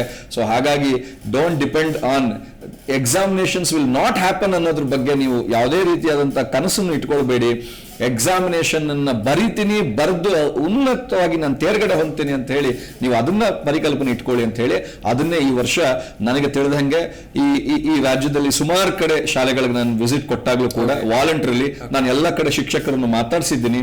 ಎಲ್ಲ ಕಡೆ ಇದೇ ಏನು ಸ್ಟೇಟ್ಮೆಂಟ್ ಅನ್ನ ಟೀಚರ್ಸ್ ಕೂಡ ಮಕ್ಕಳಿಗೆ ಹೇಳ್ತಾ ಬಂದ್ರು. ಮತ್ತೆ ಈ ಕಲಿಕಾ ಏನು ಇಂಟ್ರೆಸ್ಟ್ ಇತ್ತಲ್ಲ, ಫೆಬ್ರವರಿ 10 ಅಥವಾ ಫೆಬ್ರವರಿ 15ನೇ ತಾರೀಕಿನ ನಂತರ ಯಾವಾಗ SSLC ಎಕ್ಸಾಮಿನೇಷನ್ ಅನ್ನ ಕ್ವಶನ್ ಏನು ದಿನಾಂಕಗಳು ಏನು ಎಕ್ಸಾಮಿನೇಷನ್ ಟೈಮ್ ಟೇಬಲ್ ಯಾವಾಗ ಅನೌನ್ಸ್ ಆಯ್ತು, ಮಕ್ಕಳಲ್ಲಿ ಒಂದಷ್ಟು ಸೀರಿಯಸ್ನೆಸ್ ಬಂದು ಎಲ್ಲ ಕಡೆನೂ ಓದಿದ್ದಾರೆ ಮಕ್ಕಳು. ಬಹುಶಃ ಎಲ್ಲ ವರ್ಷಕ್ಕಿಂತ ಈ ವರ್ಷ ಮಕ್ಕಳಿಗೆ ಅತಿ ಹೆಚ್ಚು ಏನು ಸಪೋರ್ಟ್ ಸಿಕ್ಕಿರೋದ್ರಿಂದ ಐ ಥಿಂಕ್ ಎಲ್ಲ ಮಕ್ಕಳು ಈ ವರ್ಷದ ಸ್ಟೇಟ್ ರಿಸಲ್ಟ್ಸ್ ಎಲ್ಲ ವರ್ಷಕ್ಕಿಂತ ಜಾಸ್ತಿ ಬರುತ್ತೆ ಅನ್ನೋ ಒಂದು ನಂಬಿಕೆ ನನಗೆ. ನೋಡೋಣ, ಕುತೂಹಲ ನಮಗೂ ಇದೆ, ಅದನ್ನೇ ನಿರೀಕ್ಷೆ ಮಾಡೋಣ ಅಂತ ಕೂಡ. ವಾಣಿ ಮೇಡಮ್, ನಿಮ್ಮ ಹತ್ರ ಮತ್ತೆ ಬಂದೆ. ಅದಕ್ಕೆ ಮುಂಚೆ ಮತ್ತೊಬ್ರು ಅತಿಥಿ ಜಾಯ್ನ್ ಆಗಿದ್ದಾರೆ, ಅವರನ್ನು ಕೂಡ ವೆಲ್ಕಮ್ ಮಾಡ್ಕೊಳ್ತೀನಿ. ಡಾಕ್ಟರ್ ಶ್ರೀಧರ್ ಅವರು, ವಿಜ್ಞಾನಿ. ಸರ್ ನಮಸ್ತೆ, ಕಾರ್ಯಕ್ರಮಕ್ಕೆ ತಮಗೂ ಕೂಡ ಸ್ವಾಗತ. ಸರ್, ಈಗ ನಾವು SLC ಪರೀಕ್ಷೆ ಕುರಿತು ಮಾತಾಡ್ತಾ ಇದ್ದೀವಿ. ನಾಳೆಯಿಂದ ಪರೀಕ್ಷೆಗಳು ಆರಂಭ ಆಗ್ತಾ ಇದೆ. ಸೊ ಶಿಕ್ಷಣ ತಜ್ಞರು ಮತ್ತೆ ಪೋಷಕರ ಆಯಾಮದಲ್ಲಿ ನಾವು ಇಷ್ಟೊತ್ತು ಚರ್ಚೆ ಮಾಡ್ತಾ ಇದ್ವಿ. ಬಟ್ ವಿದ್ಯಾರ್ಥಿಗಳ ಮಾನಸಿಕ ಸ್ಥಿತಿ ಹೇಗಿದೆ ಸದ್ಯ, ಅವರ ಮನಸ್ಸು ಪರೀಕ್ಷೆಯನ್ನ ಯಾವ ರೀತಿ ನೋಡ್ಲಿಕ್ಕೆ ಸಜ್ಜಾಗಿದೆ, ಅಥವಾ ವಿದ್ಯಾರ್ಥಿಗಳು ಹೇಗೆ ಅದನ್ನ ರೂಪಿಸ್ಕೊಂಡು ಪರೀಕ್ಷೆಗೆ ಹಾಜರಾಗಬೇಕಾಗುತ್ತೆ, ಈ ವಿಚಾರಗಳ ಬಗ್ಗೆ ನಾನು ನಿಮ್ಮ ಹತ್ರ ಚರ್ಚೆ ಮಾಡಿದ್ರೆ ಸೂಕ್ತ ಅನ್ಸುತ್ತೆ. ಏನ್ ಹೇಳ್ತೀರಿ ಸರ್? ಈ ಒಂದು ಕಾಲಘಟ್ಟದಲ್ಲಿ ಪ್ರಮುಖವಾಗಿ ನಾವು ಯಾವ ವಿಷಯವನ್ನು ಗಮನದಲ್ಲಿಟ್ಕೋಬೇಕು ಅಂತಂದರೆ, 2 ವರ್ಷದ ಅವಧಿಯಲ್ಲಿ ಆದಂತಹ ಬೆಳವಣಿಗೆಗಳು. ಅಂದರೆ ಈ ಮಕ್ಕಳು 8ನೇ ಕ್ಲಾಸ್ನಲ್ಲಿದ್ದ ಸಮಯದಲ್ಲಿ, 8, 9ನೇ ಕ್ಲಾಸ್ನಲ್ಲಿದ್ದಂತಹ ಸಮಯದಲ್ಲಿ ಪರೀಕ್ಷೆಗಳ ಬಗ್ಗೆ ಈ ಸೋಂಕು ರೋಗದಿಂದ ಆದಂತಹ ಒಂದು ರೀತಿಯ ಹೊಸ ಭಾವನೆಗಳು, ಮತ್ತು ಪರೀಕ್ಷೆಗಳು ನಡೆಯಲ್ವಾ, ಪರೀಕ್ಷೆಗಳು ನಡೆದರೆ ಯಾವ ರೀತಿಯಲ್ಲಿರುತ್ತೆ, ಮತ್ತೆ ತರಗತಿಗೆ ಹೋಗದೇನೆ ಶಿಕ್ಷಣ ಅಂದರೆ ಮುಖಾಮುಖಿ ಶಿಕ್ಷಣ ಪಡೆಯದೆ ಆನ್ಲೈನ್ ಶಿಕ್ಷಣದ ಮೂಲಕ ಕಲಿತಂತಹ ಒಂದು ಸನ್ನಿವೇಶದಲ್ಲಿ ಮಕ್ಕಳ ಮಾನಸಿಕತೆ ಹೇಗಿರುತ್ತೆ, ಒಂದು ಪರೀಕ್ಷೆ ಕೋಣೆಯಲ್ಲಿ ಕೊಠಡಿಯಲ್ಲಿ ಪರೀಕ್ಷೆ ಪ್ರಶ್ನೆಪತ್ರಿಕೆಗಳನ್ನು ತಗೊಂಡು ಅವರು ಅದಕ್ಕೆ ಉತ್ತರ ಕೊಡುವಂತಹ ವಿಧಾನಗಳಿದೆಯಲ್ಲ, ಅವುಗಳಲ್ಲಿ ಯಾವ ರೀತಿಯ ಮಾರ್ಪಾಡುಗಳು ಕಳೆದ 2 ವರ್ಷಗಳಲ್ಲಿ ಆಗಿದೆ ಅನ್ನೋದೆಲ್ಲ ಬಹಳ ಮುಖ್ಯವಾಗಿರುವಂತಹ ಸಂಗತಿ. ಯಾಕೆಂದರೆ ಅನೇಕ ಅಧ್ಯಯನಗಳು ಅದನ್ನು ಹೇಳುತ್ತೆ. ಮಕ್ಕಳು ಆ ಒಂದು ಹದಿಹರೆಯದ ಆರಂಭದಲ್ಲಿ ಪ್ರೌಢಶಾಲೆಯನ್ನು ಪ್ರಾರಂಭ ಮಾಡ್ತಾರೆ. ಆಗ ಅವರ ಮನಸ್ಸಿನಲ್ಲಿರುವಂತಹ ಈ ಪೈಪೋಟಿ, ಸ್ಪರ್ಧೆ, ಪರೀಕ್ಷೆಗೆ ಸಂಬಂಧಪಟ್ಟಂತಹ ಆಸಕ್ತಿ, ಆತಂಕ ಮತ್ತೆ ಅದರ ಬಗ್ಗೆ ಇರುವಂತಹ ಗೊಂದಲಗಳಿದೆಯಲ್ಲ, ಅವೆಲ್ಲ ಈ ಸಮಯದಲ್ಲಿ ಜಾಸ್ತಿ ಆಗಿದೆ. ನಾನು ಯಾಕೆ ಈ ತರಹದೊಂದು ಪೀಠಿಕೆಯ ಮೂಲಕ ನಿಮಗೆ ಅಂದರೆ ವಿದ್ಯಾರ್ಥಿಗಳ ಗಮನಕ್ಕೆ ತರುವಂತಹ ಮುಖ್ಯ ವಿಷಯ ಏನಂದರೆ, ಅದೆಲ್ಲ ಕಳೆದೋಗಿದೆ, ಅದನ್ನೆಲ್ಲ ನೀವು ಎದುರಿಸಿದ್ದೀರ. ಈಗ ಈ ದಿನಗಳಲ್ಲಿ ಸದ್ಯದಲ್ಲಿ ಪರೀಕ್ಷೆ ಆರಂಭ ಆಗುತ್ತೆ. ಆ ಪರೀಕ್ಷೆ ಇದುವರೆಗೂ ನೀವು ಏನೇನು ಸಿದ್ಧತೆಗಳನ್ನು ಮಾಡಿಕೊಂಡಿದ್ದೀರೋ ಅದರ ಆಧಾರದ ಮೇಲೆ ನೀವು ಪ್ರಶ್ನೆಗಳನ್ನು ಅಥವಾ ಪ್ರಶ್ನೆ ಪತ್ರಿಕೆಗಳನ್ನು ನೋಡ್ಬೋದು, ಅದಕ್ಕೆ ತಕ್ಕಂತಹ ಉತ್ತರ ಕೊಡ್ಬೋದು. ಈ ಉತ್ತರ ಕೊಡೋದಕ್ಕೆ ಅಗತ್ಯವಾಗಿ ಬೇಕಾಗಿರೋದು ನೀವು ತಿಳ್ಕೊಂಡಿರೋ ಹಾಗೆ ನಿಜ ಸ್ಮೃತಿ ಅಥವಾ ನೆನಪಿನ ಶಕ್ತಿ. ಆದರೆ ಅದಕ್ಕಿಂತ ಮುಖ್ಯವಾಗಿ ನೆನಪಿನ ಶಕ್ತಿ ಬರೋದು ಅಥವಾ ಉತ್ತಮವಾಗೋದು ಕಲಿಕೆಯ ಮೂಲಕ. ನೀವು ಸರಿಯಾಗಿ ಕಲಿತಿದ್ರೆ, ಕಲಿಯುವ ವಿಧಾನವನ್ನ ನೀವು ಸರಿಯಾಗಿ ಅನುಸರಿಸಿದ್ರೆ ಖಂಡಿತವಾಗಿಯೂ ನಿಮ್ಮ ನೆನಪಿನ ಬಲ ಇದೆಯಲ್ಲ, ಆ ಪರೀಕ್ಷೆಯ ಘಳಿಗೆಯಲ್ಲಿ ನಿಮಗೆ ಒದಗುತ್ತೆ. ಇದರಲ್ಲಿ ಭರವಸೆ ಇಟ್ಕೋಬೇಕು ನೀವು. ಬಹಳಷ್ಟು ಮಕ್ಕಳು, ಬಹಳಷ್ಟು ಪೋಷಕರು ಏನ್ ಮಾಡ್ತಾರೆ, ಪರೀಕ್ಷೆಗೆ ಮುಂಚೆನೆ ಒಂದು ರೀತಿಯ ಆತಂಕದ ಪರೀಕ್ಷೆಯನ್ನು ಸೃಷ್ಟಿ ಮಾಡ್ತಾರೆ. ಏನೇನು ಓದಿದೆಯಲ್ಲ ಜ್ಞಾಪಿಸ್ಕೋ ಈಗ ಅಂತಾರೆ. ನೋಡಿ, ಪರೀಕ್ಷೆಯಲ್ಲಿ ಪ್ರಶ್ನೆ ಪತ್ರಿಕೆಯನ್ನು ನೋಡಿದಾಗ ಆ ಕಪ್ಪು ಬೆಳಪು ಅಕ್ಷರ ಹಿನ್ನೆಲೆಯಲ್ಲಿ ನೀವು ನಿಮ್ಮ ಮನಸ್ಸಿಗೆ, ಮಿದುಳಿಗೆ ಯಾವ ರೀತಿಯ ಮಾಹಿತಿಗಳು ರವಾನೆಯಾಗುತ್ತೆ, ಆ ರವಾನೆಯಾದ ಮಾಹಿತಿಗೆ ಯಾವ ರೀತಿಯ ಉತ್ತರ ಅಥವಾ ಪ್ರತಿಕ್ರಿಯೆ ಬರುತ್ತೆ ಅನ್ನೋದು ಊಹಿಸಬಹುದೇ ಹೊರತು ತತ್ಕ್ಷಣದಲ್ಲಿ ಹೇಗಾಗತ್ತೆ ಅನ್ನೋದು ಅಂದಾಜಾಗತ್ತೆ. ಅಂತಹ ಅಂದಾಜು ಸ್ವಲ್ಪ ಮಟ್ಟಿಗಿರಲಿ. ಪ್ರಶ್ನೆ ಪತ್ರಿಕೆಯನ್ನು ನೀವು ಗಮನಿಸಿದ ನಂತರ ನಿಮ್ಮ ಮನಸ್ಸನ್ನ ಆ ಪ್ರಶ್ನೆಗಳ ಮೇಲೆ ಸಾಕಷ್ಟು ನಿಗಾ ಇಟ್ಕೊಳ್ಳೋದನ್ನ ಅಭ್ಯಾಸ ಮಾಡಿಕೊಳ್ಳಿ. ಈಗಲಿಂದ ಅದೇ ಮಾಡಿ. ಯಾಕೆಂದ್ರೆ ಓದಿರೋ ವಿದ್ಯಾರ್ಥಿಗಳ ಬಗ್ಗೆನೇ ನಾವು ಮಾತಾಡ್ತಾ ಇದ್ದೀವಿ. ಖಂಡಿತವಾಗಿಯೂ ಇದನ್ನ ಕೇಳಿಸ್ಕೊಳ್ತಾ ಇರುವಂತಹ ಮಕ್ಕಳು ಓದಿರ್ತಾರೆ, ಪರೀಕ್ಷೆಗೆ ಸಿದ್ಧ ಆಗಿರುವಂತಹ ಸಮಯದಲ್ಲಿ ಅವರಿಗೇನಾದರೂ ಗೊಂದಲಗಳು ಬಂದ್ರೆ, ಆತಂಕಗಳು ಬಂದ್ರೆ ಬಂದೇ ಬರುತ್ತೆ. ಅವು ಯಾವುವು ಹೆಚ್ಚಿನ ಸಮಯದಲ್ಲಿ ಓದಿದ್ದು ನೆನಪಿಗೆ ಬರೋದಿಲ್ಲ. ನಾನು ನೆನಪಿನಲ್ಲಿ ಇಟ್ಟುಕೊಂಡಿದ್ದು ಅಲ್ಲಿ ಯಥಾ ಪ್ರಕಾರ ಮನಸ್ಸಿನಲ್ಲಿದ್ದಂತೆ ಬರೋದಿಲ್ಲ. ನಾನು ಬರೀಬೇಕಾದ್ರೆ ಅಕ್ಷರಗಳು, ಪದಗಳು ಸರಿಯಾಗಿ ಜೋಡಿಸ್ಕೊಂಡು ಬರೋದಿಲ್ಲ. ಅಂದ್ರೆ ಇವೆಲ್ಲ ಮೆದುಳಿನ ಸಂಬಂಧಪಟ್ಟಂತಹ ಚಟುವಟಿಕೆಗಳಾಗುತ್ತೆ. ನೀವು ಇದನ್ನೇನು ಅನ್ಕೊಂತೀರೋ, ನೆನಪಿಗೆ ಬರ್ತಾ ಇರಲಿಲ್ಲ, ನಾನು ಓದಿದ್ದು ಸರಿ ಇಲ್ವೋ ಏನೋ. ಅಂದ್ರೆ ಆ ಕ್ಷಣದಲ್ಲಿ ಬರುವಂತಹ ಆತಂಕ ಮಕ್ಕಳ ಮನಸ್ಸು ಮೇಲೆ ಮತ್ತಷ್ಟು ಒತ್ತಡಗಳನ್ನ ಹಾಕತ್ತೆ. ಇದನ್ನ ತಿಳ್ಕೊಳ್ಳಿ. ನಿಮಗೆ ತಕ್ಷಣದಲ್ಲಿ ಹೊಳಿಲಿಲ್ಲ ಅಂತಂದ್ರೆ ಎರಡು ಮಾಡಬಹುದು. ಸ್ವಲ್ಪ ತಟಸ್ಥರಾಗಿ, ಅಂದ್ರೆ ಸ್ವಲ್ಪ ಸಾವಧಾನ ಮನಸ್ಸಿನಿಂದ ಆಯ್ತು ಇನ್ನೊಮ್ಮೆ ಓದ್ತೀನಿ. ನಿಮ್ಮ ಮನಸ್ಸಿಗೆ ಆ ಕ್ಷಣದಲ್ಲಿ ಗೊತ್ತಾಗ್ಲಿಲ್ಲ, ಅಯ್ಯೋ ಮರ್ತೋಗಿದೆ ಅನ್ನೋದನ್ನ ತರೋದಕ್ಕೆ ಯತ್ನ ಮಾಡಬೇಡಿ. ಯಾಕೆಂದ್ರೆ ಅದು ಬಹಳ ಸುಲಭವಾಗಿ ಬರೋದು ಏನಂದ್ರೆ ನಂಗೆ ಗೊತ್ತಿಲ್ಲಪ್ಪ, ಇದು ಗೊತ್ತಿಲ್ಲ ಅನ್ನಕ್ಕೆ ಹೋಗಿದೆ, ನನಗೆ ಗೊತ್ತಿದೆ, ಸ್ವಲ್ಪ ತಾಳ್ಮೆ ಬೇಕು.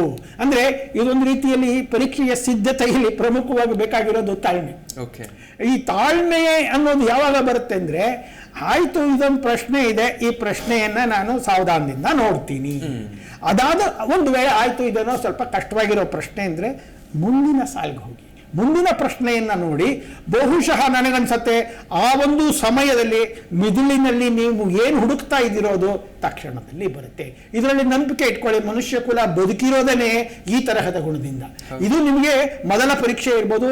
ಈ ಪರೀಕ್ಷೆಯಲ್ಲಿ ನೀವು ಅಂಕಗಳನ್ನು ಗಳಿಸ್ತೀನಿ ಅನ್ನೋ ಒಂದು ಉದ್ದೇಶದಿಂದ ನೀವು ಸಿದ್ಧತೆ ಮಾಡ್ಕೊಂಡಿರ್ತೀರಾ, ಅದು ಒಳ್ಳೆದೇನೆ, ಹಾಗಿರ್ಲಿ. ಆದರೆ ನೀವು ಮಾಡಬೇಕಾಗಿರುವಂತಹ ಒಂದೇ ಒಂದು ಸಣ್ಣ ಕೆಲಸ ಅಂದ್ರೆ, ನಾನು ಚೆನ್ನಾಗಿ ಓದಿದ್ದೀನಿ, ನನ್ನ ನೆನಪಿಗೆ ಬರುತ್ತೆ ಅನ್ನೋದನ್ನ ಆ ಸಮಯದಲ್ಲಿ ನೀವು ಖಂಡಿತ ಮರೀದೇನೆ ತಪ್ಪದೇನೆ ಅದನ್ನ ನಿಮ್ಮ ನೆನಪಿನ ಶಕ್ತಿಗೆ ತರಬೇಕು. ಇನ್ನೂ ಮುಖ್ಯವಾಗಿ ಇನ್ನೂ ಸ್ವಲ್ಪ ಕಾಲಾವಧಿ ಇದೆ. ಈಗ ಈ ಮರು ಚಿಂತನೆ ಅಥವಾ ಮರುಕಳಿಸೋದು ಅಂತಾರೆ, ಅಥವಾ ವಾಪಸ್ಸು ನೀವೇನೇನು ಓದಿದಿರೋ ಅದನ್ನ ಜ್ಞಾಪಿಸ್ಕೊಳ್ಳೋದು ಅಂತ ಹೇಳ್ತಾರಲ್ಲ, ಆ ವಿಷಯದಲ್ಲಿಯೂ ಕೂಡ ಓದಿದ್ದೀನಿ ಯಾಕೋ ಅರ್ಥ ಆಗಿಲ್ಲ ಅನ್ನುವಂತಹ ಪ್ರಶ್ನೆಗಳಿಗೆ ಹೆಚ್ಚು, ಅಥವಾ ಅಂತಹ ಭಾವನೆಗಳಿಗೆ ಹೆಚ್ಚು ಒತ್ತಡ ಅಥವಾ ಏನು ಪ್ರೋತ್ಸಾಹ ಕೊಡಬೇಡಿ. ನಾವು ಓದಿದ್ದೀನಿ, ಇಲ್ಲಿ ತನಕ ಓದಿದ್ದೀನಿ, ಅದನ್ನ ಈ ಕ್ಷಣದಲ್ಲಿ ಪರೀಕ್ಷೆ ಮಾಡ್ಕೋತಾ ಇದ್ದೀನಿ. ಈ ಪರೀಕ್ಷೆ ಖಂಡಿತವಾಗಿಯೂ ನನಗೊಂದು ಸೂಚನೆ ಕೊಡತ್ತೆ ಹೊರತು ಇದೇ ಫೈನಲ್ ಅಲ್ಲ. ಅಂದ್ರೆ ಮಕ್ಕಳ ಮನಸ್ಸಿಗೆ ಈಗ ಬೇಕಾಗಿರೋದು ಸಂಯಮ, ತಾಳ್ಮೆ, ಆತ್ಮವಿಶ್ವಾಸ. ಇವು 3 ಬೇರೆ ಕಡೆಯಿಂದ ಬರಲ್ಲ, ನಿಮ್ಮ ಒಳಗಡೆಯಿಂದನೇ ಬರಬೇಕು. ಪ್ರಯತ್ನ ಮಾಡಿ. ಓಕೆ, ಬಹಳ ಅದ್ಭುತವಾಗಿ ಹೇಳಿದ್ರಿ ಸರ್. ಉಪಯುಕ್ತ ಆಗುತ್ತೆ ವಿದ್ಯಾರ್ಥಿಗಳಿಗೆ ಅಂತ ಭಾವಿಸೋಣ ಈ ಸಂದರ್ಭದಲ್ಲಿ. ಇನ್ನು ವಾಣಿಯವರೇ, ಈಗ ಈ ಕರೋನಾದ ದುರಂತ ಪರಿಸ್ಥಿತಿ ಏನು ಎದುರಿಸಿದ್ವಿ ನಾವು, ವಿದ್ಯಾರ್ಥಿಗಳಿಗೆ ಕಲಿಕೆಯಲ್ಲಿ ಕೊರತೆ ಆಗಿದೆ ಅನ್ನೋದನ್ನ ಸರ್ಕಾರ ಸೇರಿದ ಹಾಗೆ ಎಲ್ಲರೂ ಕೂಡ ನಾವು ಒಪ್ಕೊಳ್ಳೇಬೇಕಾದ ಪರಿಸ್ಥಿತಿಯಲ್ಲಿ ಇದ್ದೀವಿ.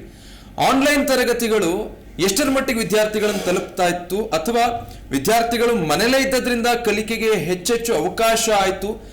ಪೋಷಕರಾಗಿ ಯಾವ ರೀತಿ ನೋಡ್ತೀರಿ ಈ ಪರಿಸ್ಥಿತಿನ, ನಿಮ್ಮ ಮಕ್ಕಳಿಗಾದಂತಹ ಈ ವಿಚಾರಗಳಿಗೆ ಸಂಬಂಧಪಟ್ಟ ಹಾಗೆ?